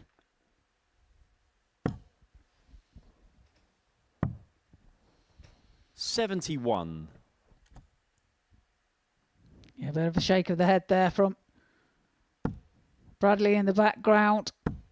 81. Is that double 9 from Branley? Finds the target.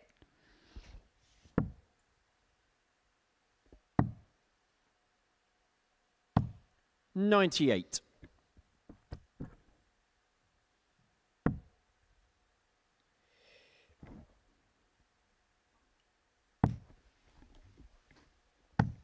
$115. Good switch.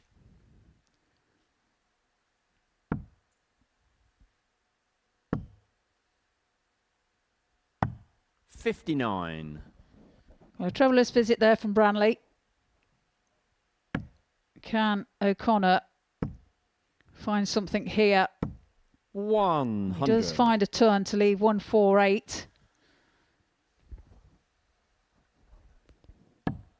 However, Branley knows one big score here may well just begin to break the back of O'Connor, who has fought 96. stoutly Bradley, you throughout require the course of the contest. 148. Well, this would be some way to level it, but he's not going to get the 148. And so Branley here looking at 132 to put the cap on a 4-2 win. 100. But he's going to have to take Ryan, it because you require O'Connor's back on 48 to break 132. back.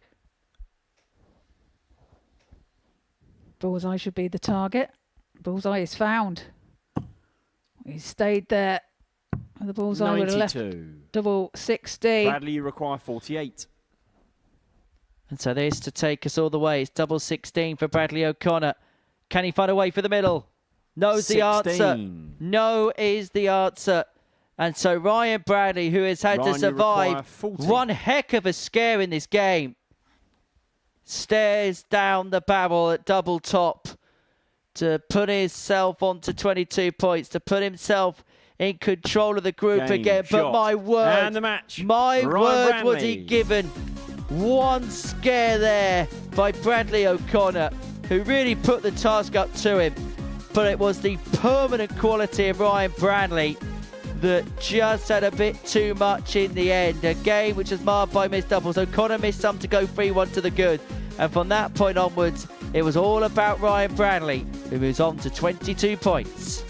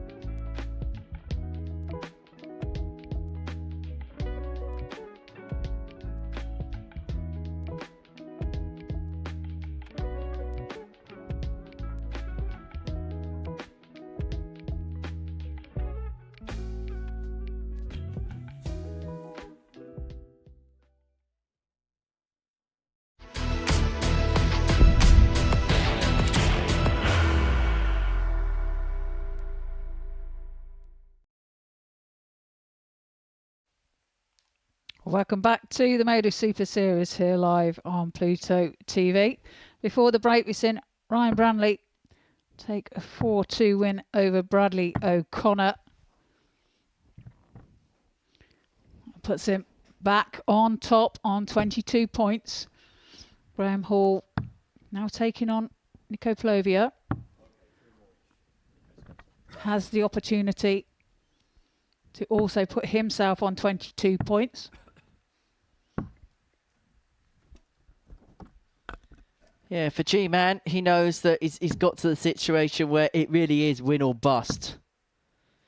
If he loses this game, if you lose this game 4-1 and 4-0, he cannot mathematically qualify because of the legs difference margin between him and Ryan Brown in the group. Now, there's currently 6 legs between them, plus 15, plus 21. As I say, the maximum you can make up in a round of fixtures is 8.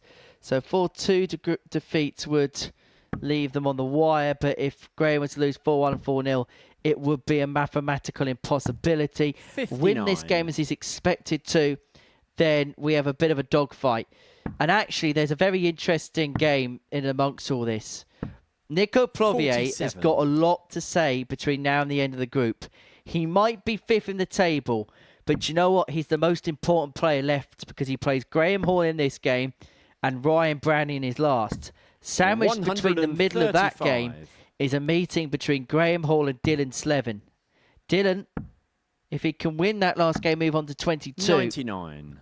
There's a potential, actually, that all 3 players could finish on 22 points at the top of the group. We could have a 3-way tie at the top, but Nico Plovier would have to go and beat Ryan Brownie in the last. 125. Lose this one to Graham Hall, and then Dylan Slevin would have to beat Graham in the intervening game.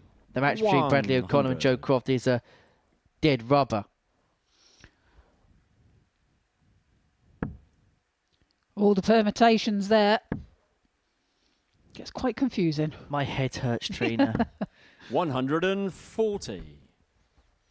Well, Hall here has left himself 42 after 12. And Plovia 140. finds a 140 to pressurise the 42. So this now for a break of throw. Double 16. Now double 8. Double 8 is found by Hall for that break of throw. And he leads by 1 leg to 0. Gets his nose in front. Second leg, it's Graham to throw first. Game on.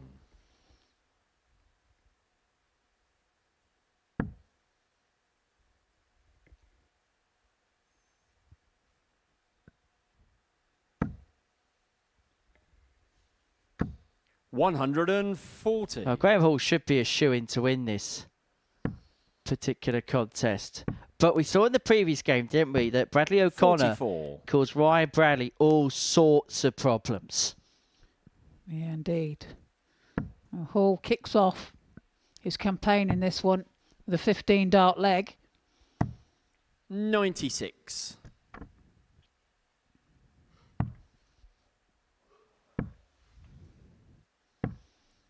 $84.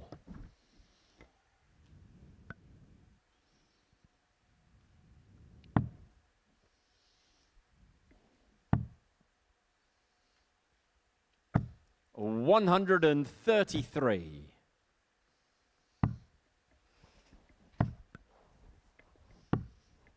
$63. Graham, you require 132. So 132, plenty of time for me. It doesn't have to chase the ball if he doesn't want. Another one of them, and you know what? There's a bit of room. There's a bit of room at the end. Gets it. Double 16 for the champagne finish. Leg. Graham Hall. And that was glorious from G-Man. Electric from G-Man. Third leg, it's Nico to throw bullseye, first. bullseye, double Game 16. On. When that first bullseye went in, it was an open bed, wasn't it? Had loads of room for the second. And he found it perfectly. 82. Lined himself up for the double 16. And pin that. Look at the averages there. 2 legs in, 109.50 for Hall. 59. Leaving it all out there. And look, if he could find a good performance here, you really do force the issue of Ryan Branley. 68. Really force the issue. And yes, he might be playing a player fifth in the table, but this is where I just wonder whether a bit of ignorance could be bliss, where if you play the first game, you don't know fully the situation. All you can do is apply pressure. Ryan Branley's in a position where he's playing the final game of the group. Some will say knowledge is power and he's got all the information. But on the other hand, because he's the player that's being chased down, other people can just pile that pressure on it. And we've seen stranger things happen when we get to this stage of a group. 121. And then fine margins become even finer as well. 140. The room for error decreases immensely. And then the pressure piles on. 57. Nico, you require So double 40. top here for Plovier to reduce the gap back down to 2-1. Shot and the third 13 leg. data, bit of class, Nico bit Plovier. of quality from Nico. Well, look, we've had 15, 12 and a 13 Fourth leg, data it's Graham to throw first. Game on. so far. And tomorrow, Nico will be commentated on by Nico. 140. Yeah, he's back in the chair, isn't he? Indeed. Him and Sam. 45.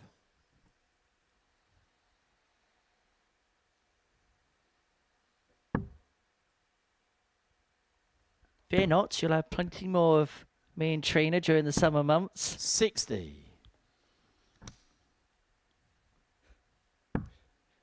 I'm sure everybody's thrilled about that, Henry. My producer's saying in my year we're trying to 98. keep the viewers we've got.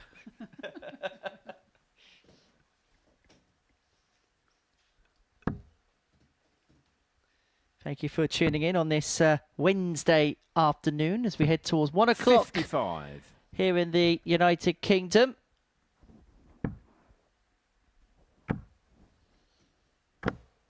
$120. Well, one on the floor for Plovia. Clatters against his two previous darts.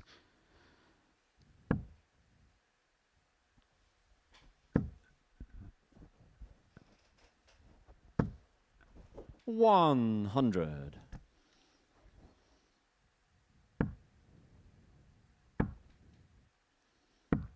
$134. Good Graham, darts you by require Plovia, but 146. it's Hall that gets the chance at the 146. He took this out the other day. 2 treble 20s, double 13, but it's not to be on this 90. occasion. Nico, you require 104. Allowing Plovier back for a look at the 104. He's gone the 16's way, the fashionable way, and Game takes shot it out on the fourth beautifully. leg. That's Nico his third Plovier. ton topper of the afternoon. It might be smallest in terms of number, but it might be the biggest in terms of Fifth impact. leg, it's Nico to throw first. Game on. Because all of a sudden we're back level at 2-2 in a game that Graham Hall can ill afford to lose. 66. You could see the tops go in, but you could also see that rather big flick of the wrist there from Nico Plovier. 137. Yeah, 132 by Hall and a 104 140. by Plovia in this match. 2 from 2 from Nico. 2 from 3 from Graham 70. on the outer ring.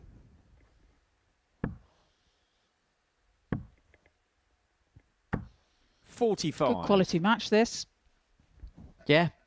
Plovier just under the 95. Graham Hall, for the most part, has been straggling his average around the ton mark. Not a leg under 15. As John Part would say, a good game's a good 86. game. If you're not going above 5 visits to win a leg, well, it's an exceptional contest, this. Although we might have to do some manoeuvring for 140. that trend to continue with 5 visit legs.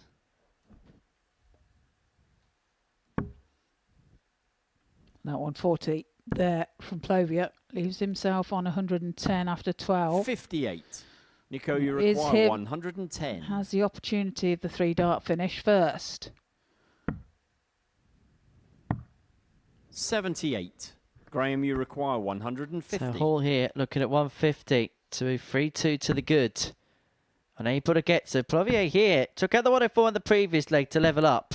58. And has that. Nico, Just you lit a require fuse for the 32. Belgian and has it. Game shot. Just on the begun fifth to leg. rattle the cage Nico of Graham Plovier. Hall. 3-2 Plovier. Sixth leg, it's Graham to throw first. Game on. 3 from 3 for Plovier. 140. Hall kicks off with a 140. 85. A leg he must win to stay in the match. You could just tell that 59. he is hot under the collar now.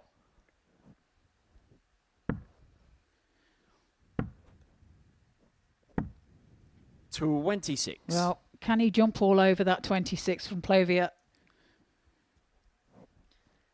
I think the problem is at this present moment in time, I don't think Graham Hall is playing against Nico Plovier. I think he's playing a psychological battle against himself. Oh, that may be the 58. case. He's unable to find a treble there. It's a great opportunity for him. 100.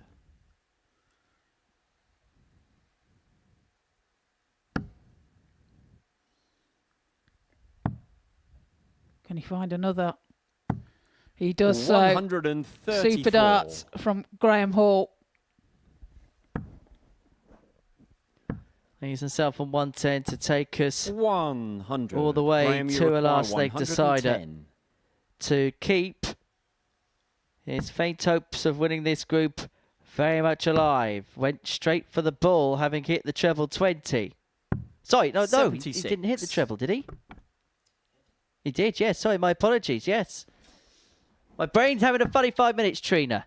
I was right the first time. Don't second guess yourself. Rule 1. 100. Well, that maximum there is really part of the pressure on this 34. Decides to split. Double 16, 1 dart in hand. Game shot on the And sixth we do leg. go Graham all Hall. the way. Plovier with the darts and Seventh therefore the and final advantage. leg. It's Nico to throw first. Game on.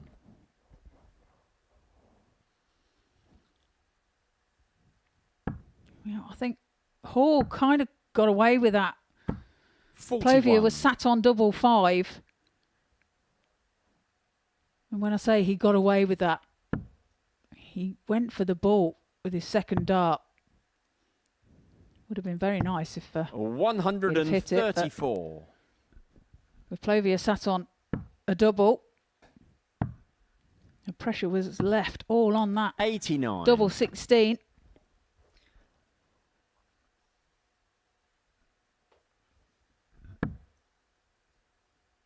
I am completely lost as to what's happening in this game. 78. It's 3-3, Henry. 57. Just so that you know. I need to lay down in a darkened room after this.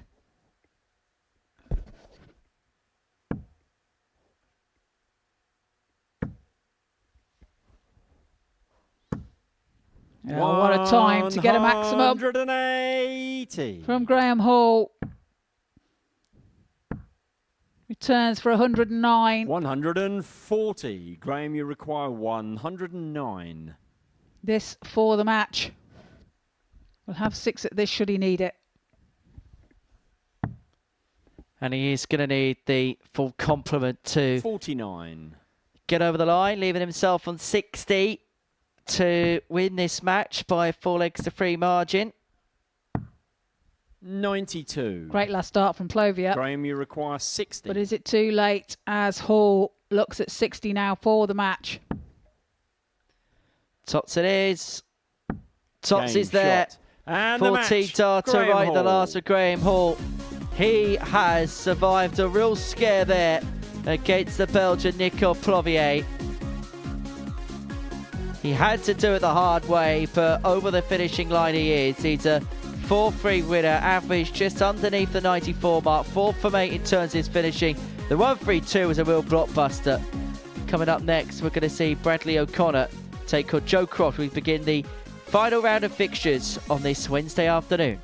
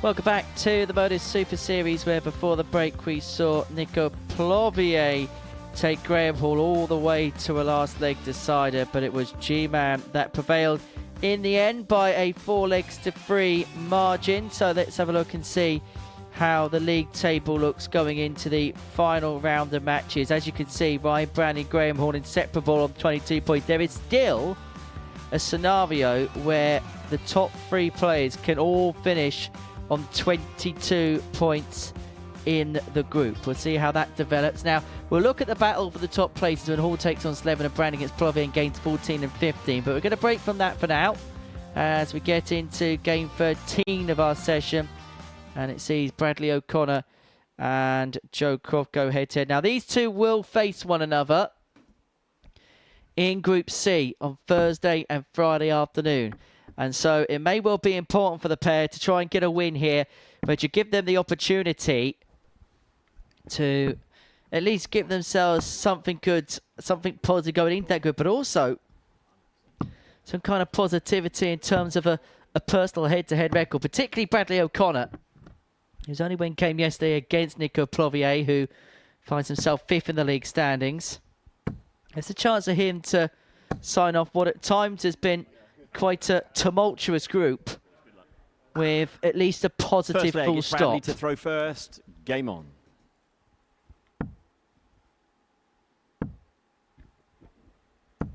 $140. That's a good 140 from O'Connor to start. 140. And Croft backs that up with a 140 of his own. 180. And the first max of the match from O'Connor. 140.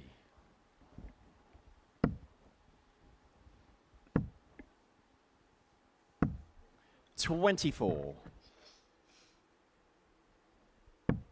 So O'Connor leaves himself on a finish first. How can Crofty leave it? Now needs to find a triple with the last. 85. And to his credit, he Bradley, does. You require 157.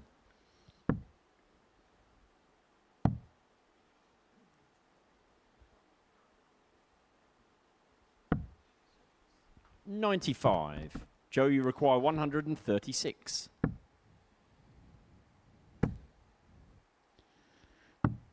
$96. Well, he leaves himself Bradley, top you should he require return, but 62. it's O'Connor with the first chance at 62. It's double 16 now. 30. And that's on the wire. you So require Crofty 40. looks at tops for a break of throw. And a break of throw Clean he shot gets on the first leg. Joe Croft. with his second dart. Referee Nick Rolls just peering over the top there to see. Second leg, it's Joe to throw first. That dart had Game made on. the target. It had. And he leads by 1-0. Yeah, those wires could be a pesky thing if you're a referee. 39. Well, the height of Nick Rolls, you'd have thought he'd been able to see it. 58. Is he the tallest? Him and Charlie got to be a foot race as the tallest referee we've had here, right? 100. Yeah, here. Here. Well, Marco Meyer's a good shout. Our pal Marco. 137. Has he been here? He has been here, Has yes, on many an occasion. I've enjoyed many a 95. time in Marco's company. Well, there's the confusion over that. I started 46. downstairs there, O'Connor.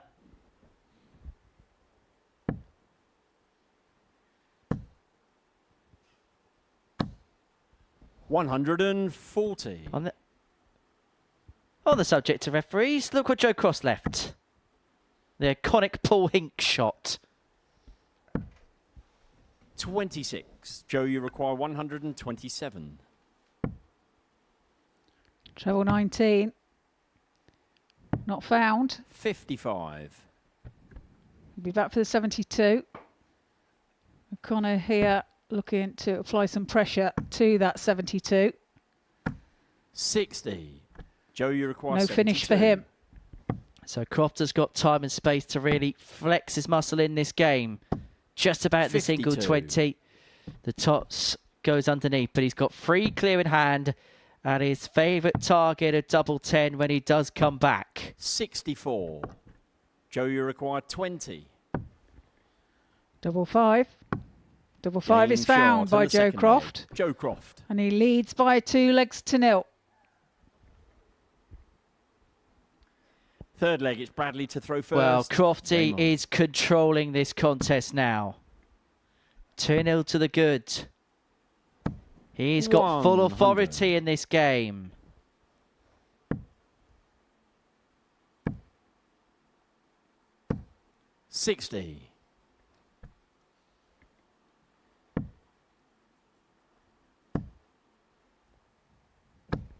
140. I thought the third was going to follow. Will his third follow? Well, it's just to the left. 135.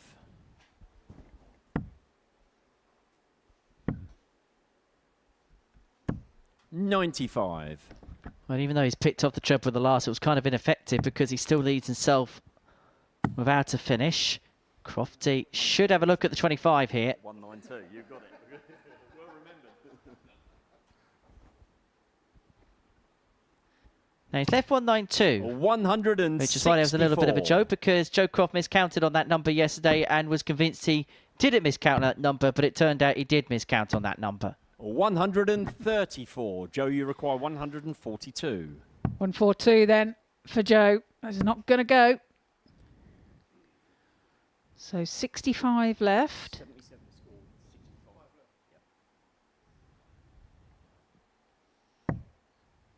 92. Bradley, you Goes require 15s 32. instead of the 25, and it's double 16, and now double 8 for Bradley.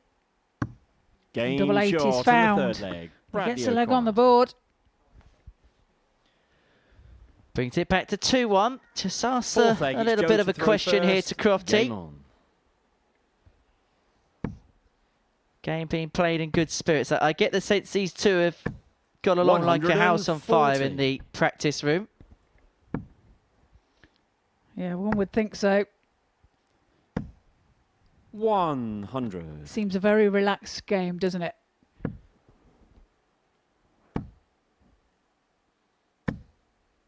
$60.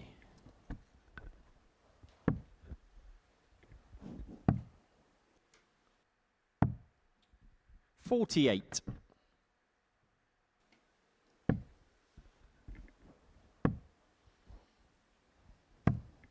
$97.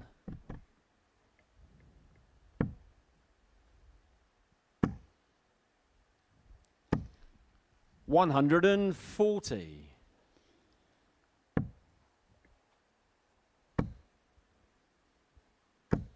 $140. 2 140s back to back for the pair here. 99. A good Joe, last you require start from 64. O'Connor. 64 then for Croft. Double 16. Game Double shot on the 16 fourth he leg. gets with the last Joe start. Croft. 3-1 to the goods, and now one leg Fifth away. leg, it's Bradley to throw first. Good Game on. performance this one. He started off the day with a decent display, and he's looking to end it with a decent one. Kicks 96. off with an average just underneath the 96 mark. Average here, 96 and change as we enter leg 5 of the contest. 100.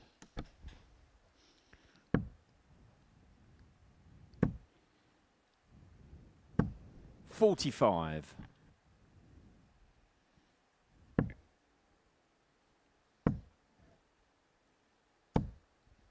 $140. He had that dip in game 7, didn't he, against Ryan Branley, where he lost by 4 legs to 0. Didn't get a shot at the double 82. in that match.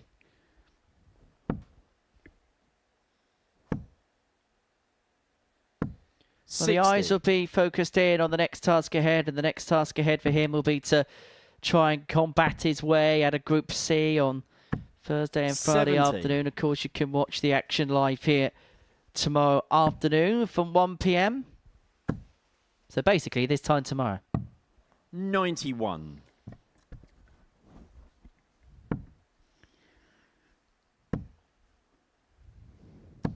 $100. Croft Joe, now you require on 110.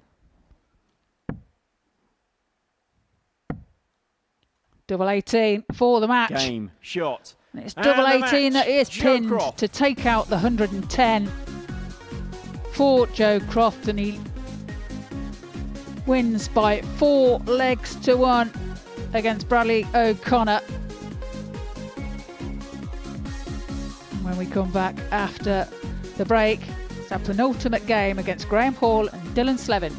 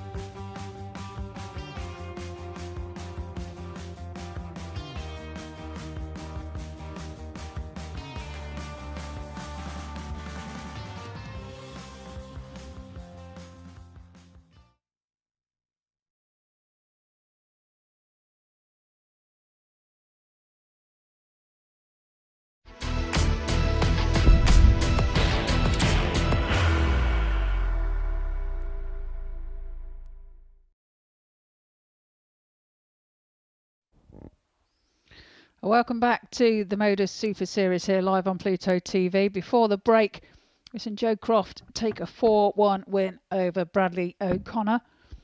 196.71. I do believe that is the highest average of today's play. And here, Graham Hall faces Dylan Slevin. And it's all to play for in this match. There's a possibility here, if Dylan is to win this, all players could end up on 22 points. Well, it's a situation where first. Game on. It's effectively winners elect to be the competitor to Ryan Bradley at the top of the group. The fact that he's on 22 points, Graham Hall, right now, so there's almost an irrelevance in the fact that Ryan Bradley wins his last game, then he wins this group. But the loser of this game has a chance. If he loses the game, the winner of this match would have a chance. Now, ironically, this is going to sound really strange, what I'm about to say here. But despite the fact he's 2 points worse off, Dylan Slevin's in a better position than Graham Hall right now. 100. Because of the legs difference that he currently has. Because if he wins it by any margin, he will level Ryan Brandy's legs difference. Which means that any defeat for Ryan Brandy in the last game would mean that he wins the group. But if Graham Hall wins his last match, then his leg difference doesn't tally up. So any which way, the winner of this match, irrespective of whether Brandy loses or not, it will go down to that metric in the final game of the group. 135. Well, good leg here from Slevin. 126 after 9. 60. And a troubleless visit there from Hall. Opportunity to break here. It's bullseye. He might not go that way. He doesn't need to. 86. Yeah, just sets it up. Sensible play there from Dylan Slevin.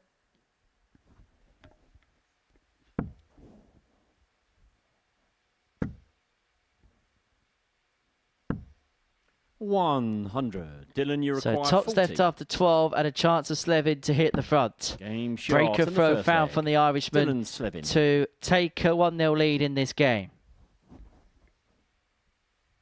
Second leg, it's Dylan to throw first. Game on.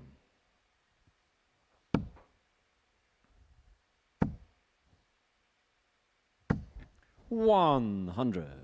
A 13 dart leg there from Slevin to get us underway. 13 dart break of leg. 140. Okay, Hall kicks off tub 40, looking to instantaneously riposte. 41.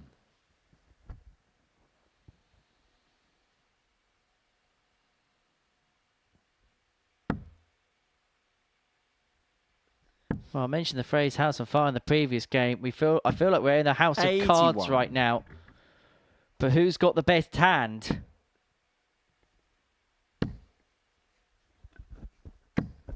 $50.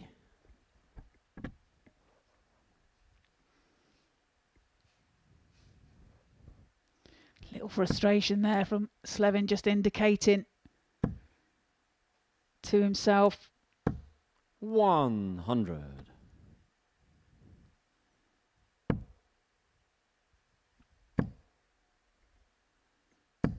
$60.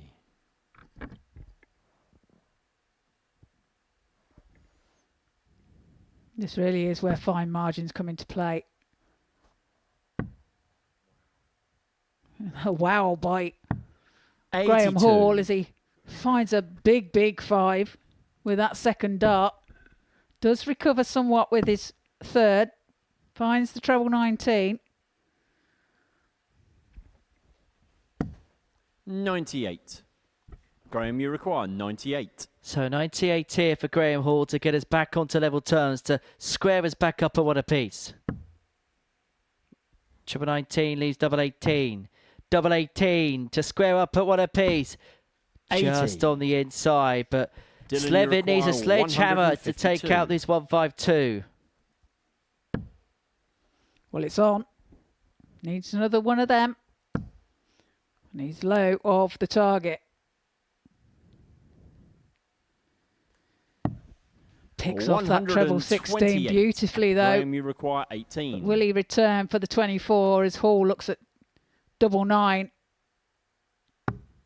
Game He will shot. not return Graham Hall. for the 24 as Hall pins double 9 with his first dart and levels the match at one apiece. Breaks straight back.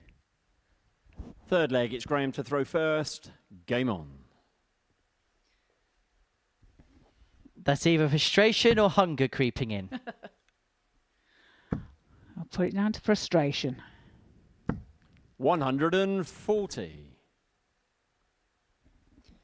And look, we joke about it, but keeping yourself fueled is a very important thing. Now, I remember when Charlie Manby 140. played here, he used to turn up here in the morning and he would have fruit.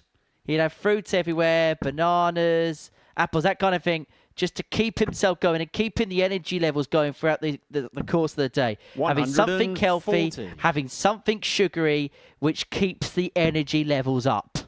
Yeah, and it is the way forward. It's a sensible way.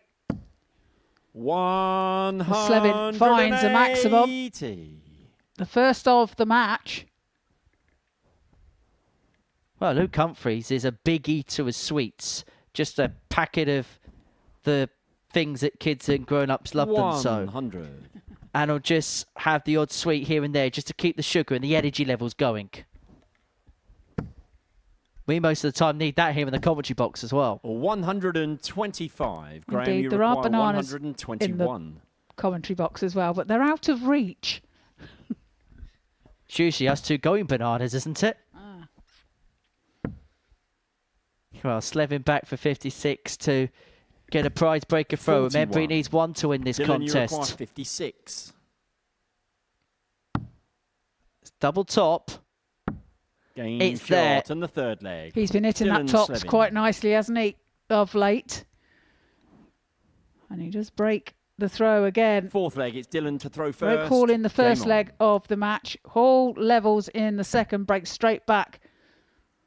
And again, Slevin breaking back again 99. to lead by 2 legs to 1. Currently averaging 106. So in his best 43. performance for the most important time to put on a performance like this. He was 17-2 before a dart was thrown 97. this morning, Dylan Slevin. It was built as a 2-horse race between Graham Hall and Ryan Brownlee as to who wins the group. But Dylan, as a byproduct of so far a perfect day, 134. has put himself right in the mix, right in contention. But then, if he wins this game, he has got to ask Nico Plovier for the 98. ultimate favour in the last against Ryan Brownlee.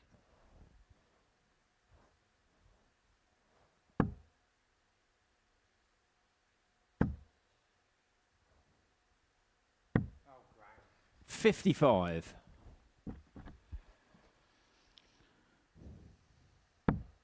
Lack of concentration there from Hall with the last start. 55. That's trying a little bit too hard.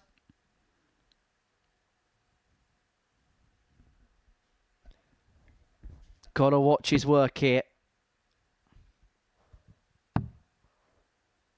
Head back up. Treble 20 leads himself on the big fish. 40. Well, that was a bit of a mess. And Dylan, you require things are just beginning to get 152. forlorn again for Graham. Another. I think that really would have stuck the knife in for Graham Hall if the 152 was found. He's got 6 anyway, Dylan Slevin, 96. to move 2 clear in this contest. Yeah, and all Hall can do is try and apply some pressure and hope that Slevin doesn't take out the 56. Dylan, you require 56. Took this out in 2 legs in the last leg. In 2 darts in the previous leg. I mean, he definitely took it out on 2 legs. Dylan He Slevin. takes it out in 3 darts this time. I knew what you meant, Henry, don't worry. Fifth leg, it's Graham to throw first. Game on. Slevin leads by 3 legs to 1. And Hall has it all to do now. 140. Well, Graham Hall's hopes are beginning to look as extinct as the animals that roam around Jurassic Park.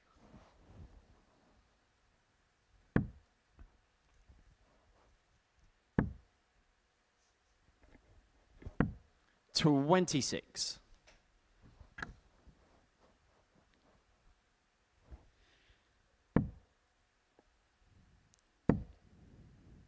Lovely.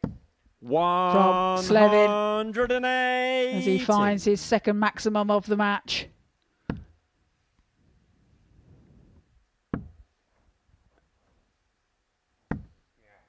$81. 6 darts from here to be the clubhouse, effectively clubhouse leader. 45. 45 though just opens up the door for Graham Hall again. If he can find a couple of trebles, his leg could potentially paint a different picture. Well, that's a good start. He finds 2. Can he find 3? He can. What a time to produce his first 180 of the match.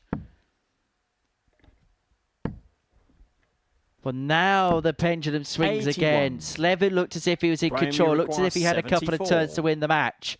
He might be forced to win it on throw in a few moments' time if Graham Hall takes out the 74. It's double 16. Now double 8. 58.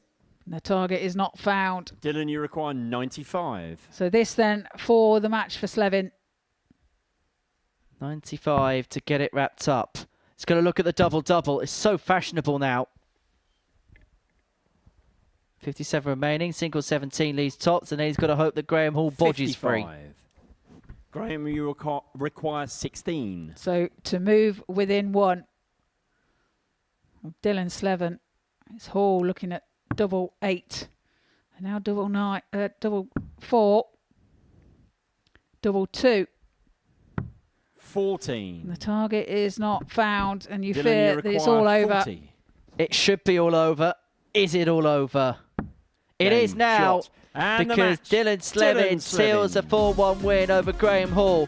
And it's going to be Ocean Slevin who's going to be the clubhouse leader going into the final game. He has got to hope for the utmost favour from Nico Plovier in a few moments' time.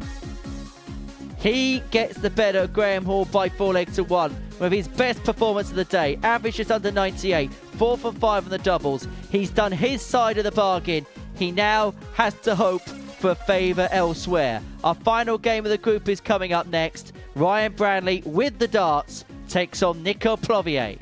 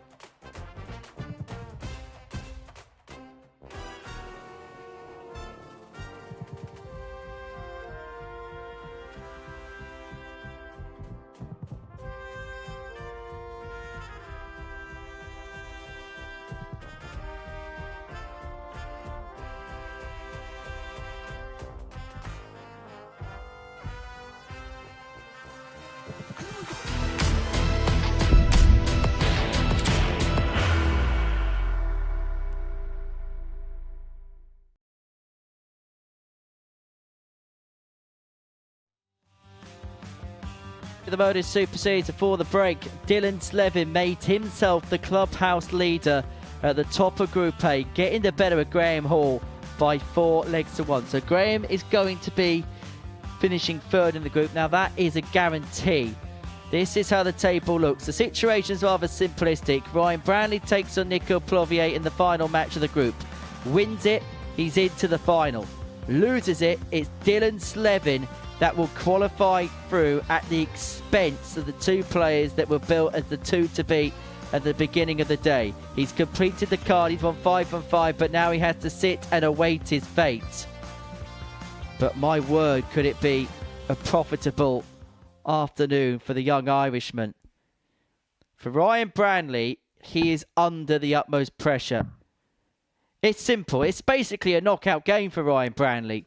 Wins it, he's into Saturday night. Loses it, he's in a different group. He has to come back again.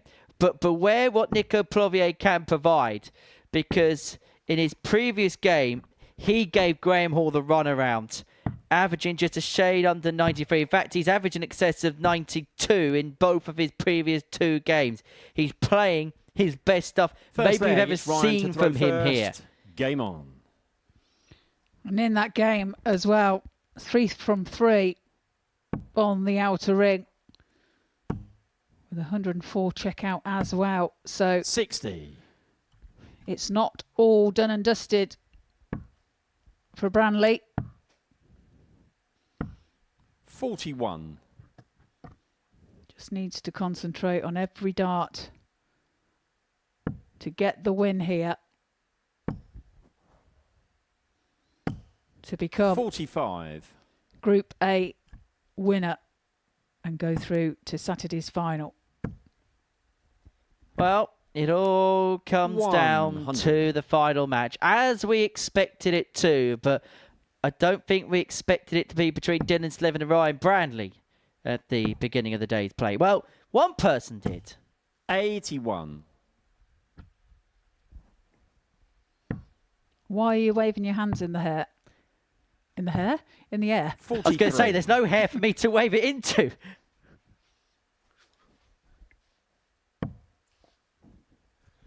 But I just had the sense that Dylan Slevin was going to have a good day today. 45. He's had the perfect day. Is it going to be good enough? We're going to find out. If he does, 42. then he's going to win it by a nose from Ryan Branley in second position.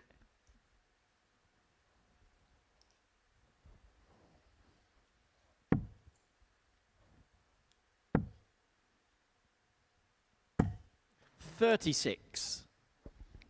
Well, disappointing visit there from Branley. 55. But not punished by Plovier. Let's get this right. Both players know exactly what's in play. That's the reason why we've got as scrappy a start as it is.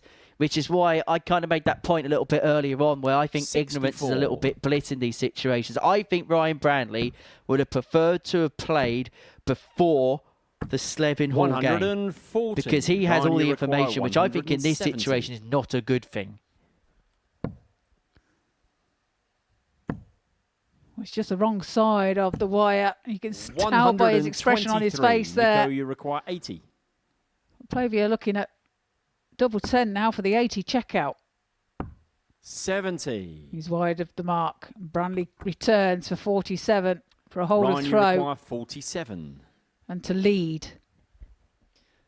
Well, a couple of options here. Decides for double 18. He's been trying to do everything in his power to leave that particular target. 11. But it's a target that goes a-begging. And ironically, the one double Nico, that has you been require working for Ryan 10. Branley has been double 5. And that's what Nico Plovier is looking at.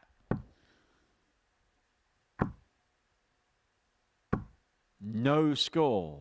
Well, he's unfortunate not to get that, with that first start sitting so nicely Ryan, you require 36. for another to follow. It didn't, and it allows Branley another look at double 18.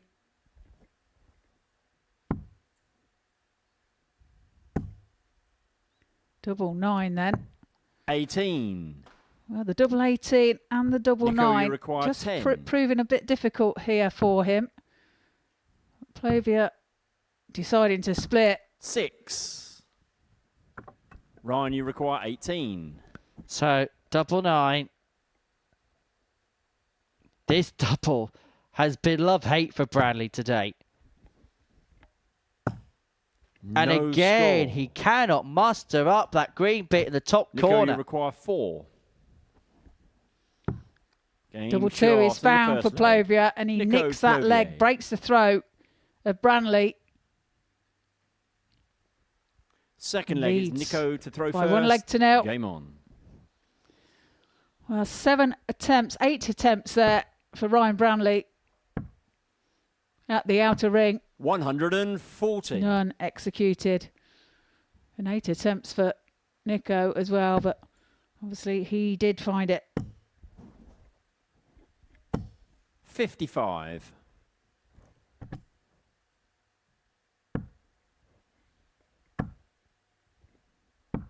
$60.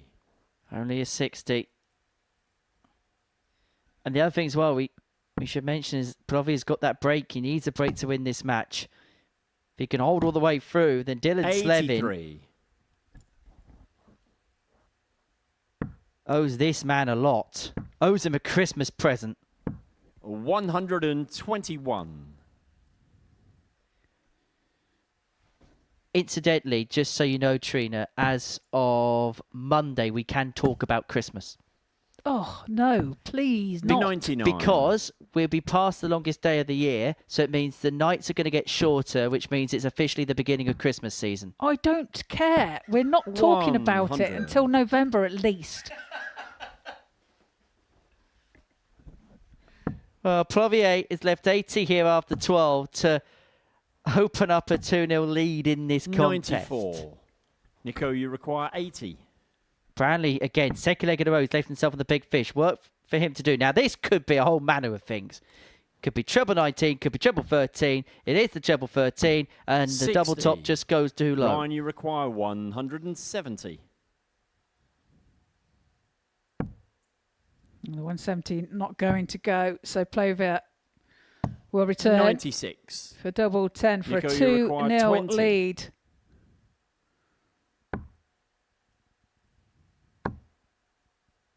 Can you get much closer?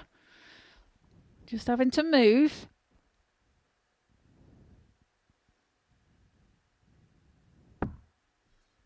No score. I'll find a way through. Ryan, you require 74. Opportunity for Branley to level. 20 now for tops.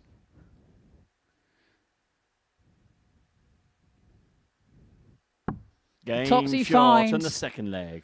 Composes Ryan Branley. himself. It's a good play there by Branley. Took his chance.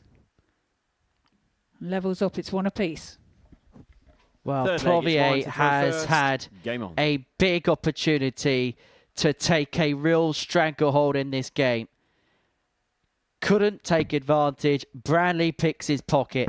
We're back on throw. And effectively, this has become a best of 5. 85. First of 3 to see whether it's Levin or Branley who make it through. Great dart at tops. And to open up that left-hand 57. angle, did open up that left-hand angle.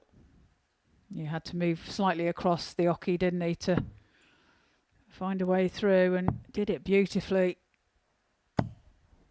134. How many times do we say this when a player like Ryan Branley, who, in terms of the way you look at everything, is the better player of Nico Plovier 81. right now?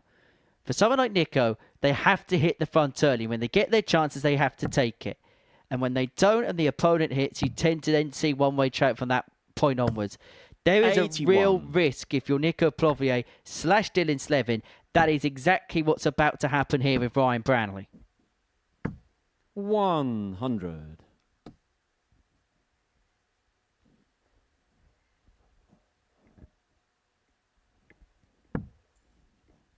Six on the 2-1 to hit the front for the very first time.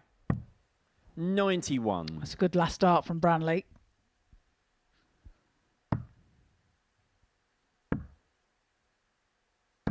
Good darts there from Plovier, though, as well. Ryan, you require 110. Applies pressure to the 110.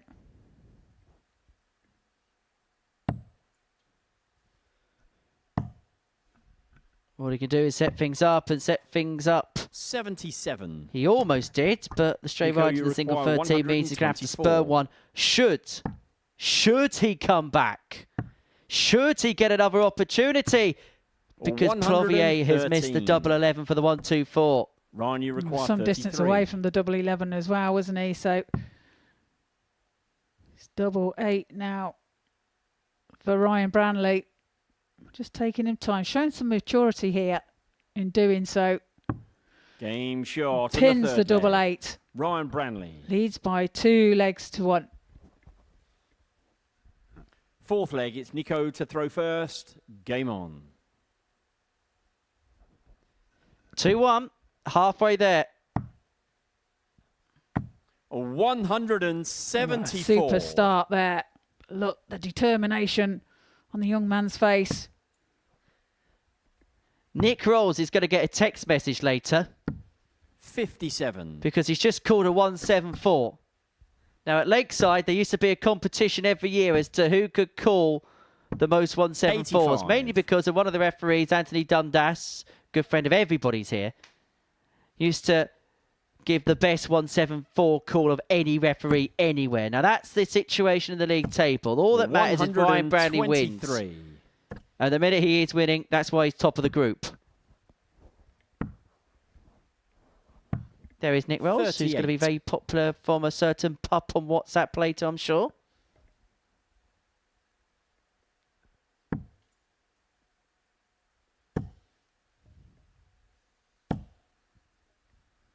$140. Yeah, good 140 found there by Ryan.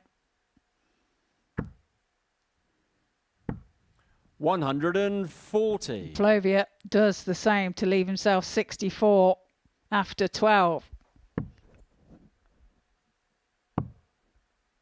Had a ponder at the ball, unable to find, and so 72. Plovier will return, looking at Nico, you 64 require to return the 64. game to 2-2. He has been hassling people all day, hasn't he, Nico Plovier? He has indeed, and it's tops now. 24. Tops is not found. Ryan, you require 109.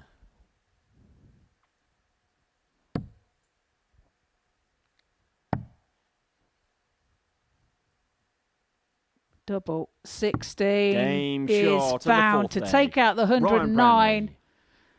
By Ryan Branley breaks the throw of Plovier, and now he finds himself throwing for the match. Fifth leg, it's Ryan to throw first. Game on. He wins this leg. He is Group A leader and goes through to Saturday evening. But my word, has he had to do it the hard way. 140. When he beat Graham Hall by 4 legs to 2, I think many would have expected from that point onwards a possession. It's been anything but. 100. And Graham Hall wasn't even the challenger in the end. It was Dylan Slevin, the player, who's waiting to dislodge him from the perch. 42.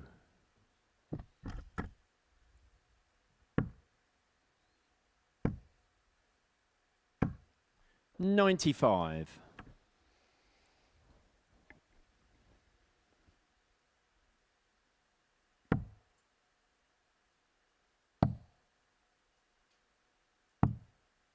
$42.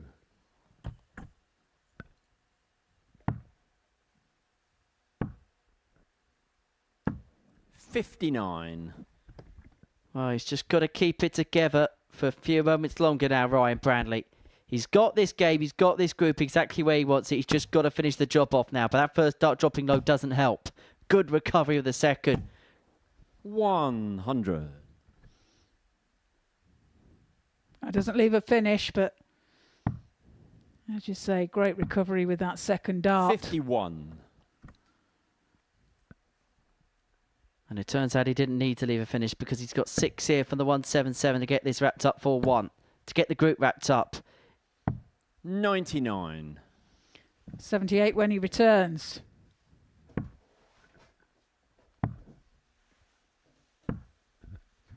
$82. Ryan, Well, you is require this it? 78. Is this the crowning moment here for Ryan Branley? 78 required to get this Group 1, to get it sewn up. It's been hard work for the most part of the day. But this is the moment that he was hoping for when he woke up this morning.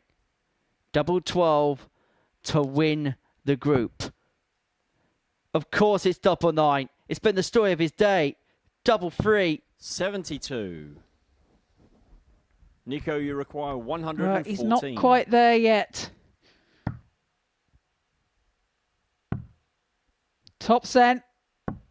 Oh, he saves the match. Leg. Nico Plovier. And moves within 1 of Plovier, breaks the throw of Branley. Sixth leg, it's Nico now to throw he's first. Throwing Game on. to level the match at 3 apiece, and we could go to a deciding leg in this very final game of today's play. Well, that really is the Hail of All Marys, isn't it? 140.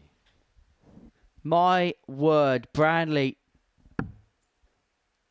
with 2 darts to win the group. They go a-begging, and then 91. Plovier from quite literally the wilderness picks off a 114.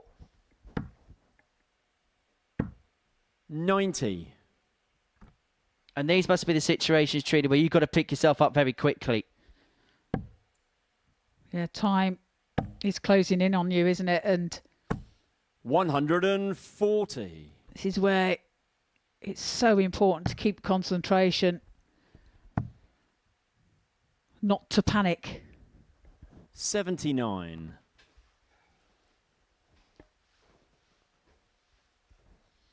You see Bradley's reaction in the background there. 140. Branley has left himself 130 here after 9. 100.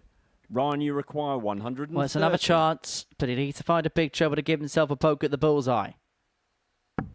He's got the treble, and that's perfect for a second. Double 5. He's been so good on this target. He's loved this target.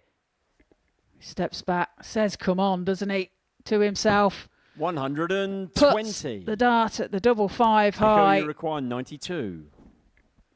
It's another one that goes a-begging. He's not going to go pop, pop again, Plovier, is he? He's not going to go pop, pop again. 60. No, he's not. He's so close, though. And could this be it? Ryan, you require 10. As Branley looks at 10. And we're assuming he's going to go straight for it. Takes his time. He's got the most perfect of markers. Game. And he Shot. uses it And the perfectly. match. Ryan Ryan Branley Branley wins Group A. In a day where he has really had to scrap for everything he's got. He got the better of Graham Hall right from the outset of the session. And then he had to traverse some very difficult terrain.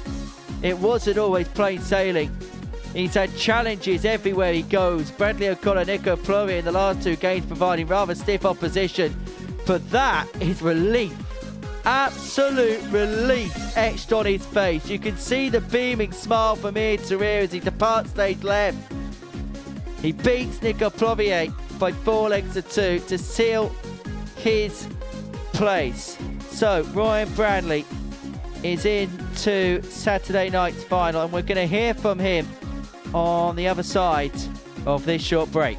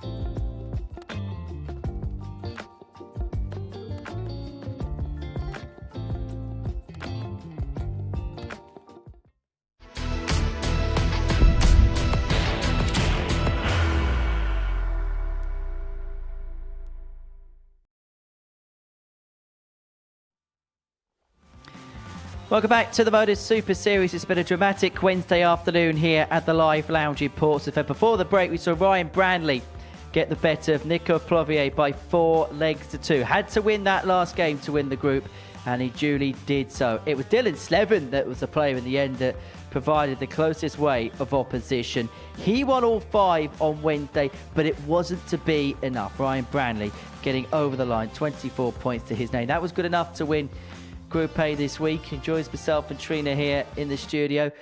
Many congratulations. You do not like doing it the easy way, do you? No, I never do. I'm just absolutely buzzing to win Group A. The last 2 times I've been on Group A, it's always came up to the last game, and I've pretty much bottled it really. But I'm just glad I won that last game. Going into that last game, how nerve-wracking was it? And the fact that you had to play the last game, did it subconsciously add a little bit more pressure? That was the most nervous I've been all week playing that game. Nico was playing very well all day. His finishing's been pretty much spot on. But yeah, just happy to get the job done. Job done, but just tell us what it's like to be in those types of situations, Trina, and the nerves that must have been going through at this moment. You know what I liked about what Ryan did? He took his time, he stood back, he composed himself and gave him the best opportunities of hitting that double, and there you see the delight on his face as he gets over the line. But you showed real maturity there, and it's very well done from him. That was definitely relief as you walked off, wasn't it? 100%. Yeah, definitely. Just glad I won that game. I honestly could have cried after I won that game. Just means so much. Haven't been playing too well lately. Then change starts after development tour Sunday night, and then obviously I got the phone call to play this week, last Monday. So pretty much free hit this week, really. Is that part of the reason why maybe we've seen that side of you, the fact that you not put pressure on your shoulders? Obviously, naturally today when you're at the top of the group, you've got someone to protect you going to, but Monday and Tuesday, we kind of saw a relaxed nature about yourself. Yeah, definitely.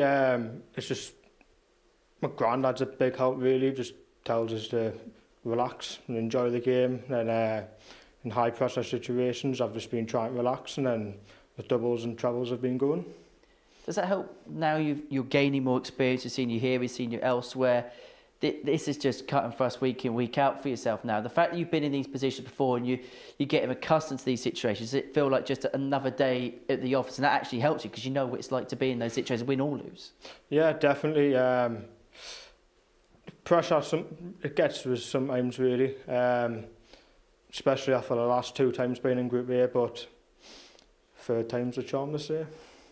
3rd time definitely is the charm. The 155 here off the 11, you wouldn't have seen this yet, but social media's blown up about this.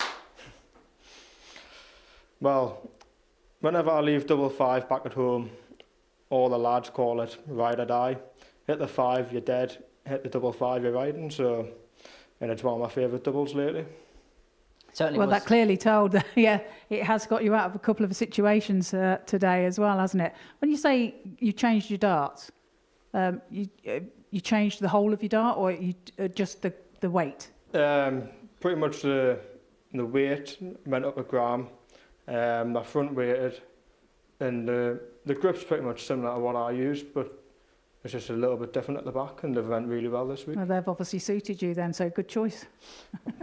And sometimes, how important is it to make those small changes, Trina, that then make that major difference? Because sometimes, actually, when you're so close, what's that fine line between tinkering to find that right thing, or they sticking with the right thing? I feel like that's a fine margin, isn't it? It is a fine margin, but it is finding that balance, isn't it? It's finding what works for you, and if things aren't going right for you, as you said, that you wasn't playing very well up until then, so you feel like you need to try something to make things better, and he's obviously made the right choice, and he's got the right combination at the moment. I'll have another chat with you in just a second, Ryan, but just want to talk about the rest of the day. Now, Dylan Slevin wasn't spoken about as a contender to win this group at the beginning of the day, but he forced the issue. He won 5 out of 5, and from top to bottom, he had a fantastic day today. He did. He was a much better player today. The player that we know, he's had a tour card, he's had that experience as well there, and he really played some great stuff today, and he played he run the car, didn't he? So, yeah, super darts from him. If that's him building up to the week, we know how difficult Group B is, but he's going to very much have his own say in the conversation, isn't he? Yeah, I mean, he'll go into Group B. It is a tough group, as we've said, but, you know, he'll go into that group feeling a bit more confident. He's had a great day today, and, you know, that he's got to carry that forward. For Graham Hall, is today just a write-off? Yeah, I mean, you know, he'll be disappointed because it was right at the last hurdle that he failed to get over the line, kind of thing. He'd kind of like done all the hard work, but he has grafted so much over the last few days. You know, he's had to draw on everything that he's got, and sometimes, you know, it just wasn't enough at the end. When you look at that Group B, that's just horrible, scary. isn't it? It's scary. If you're Joe Croft, is this a little bit of a blessing in disguise? Obviously, he would have wanted to finish third for the prize money and all the rest of it, of course. But actually, in terms of his chances of making it through to Saturday night, and this is no disrespect to the other players in the Group C, there's probably a better chance than getting 3 from 5 in the Group B. Probably, yes. But, I mean, you look at Group B and it's just...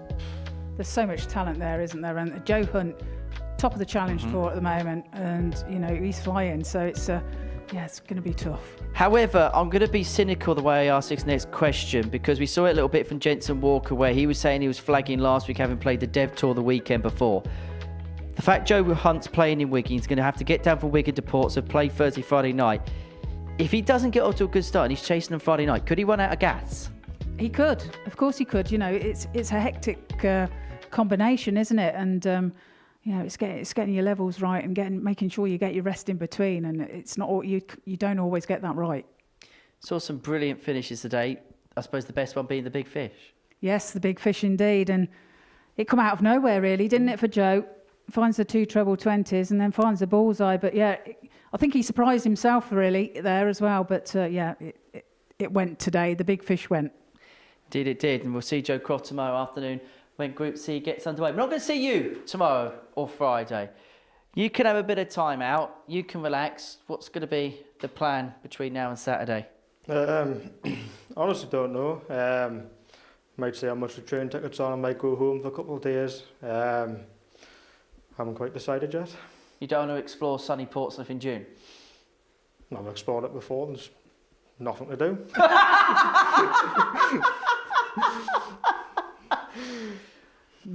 Do not send that to the Portsmouth Tourist Board. Where you won't get a job with the Tourist Board saying that. No. But if you carry on playing darts like that, you won't need to anyway. But I suppose for yourself, we were speaking commentary. You've had a couple of near misses now. You've lost in the weekly final, lost the Rising Stars final.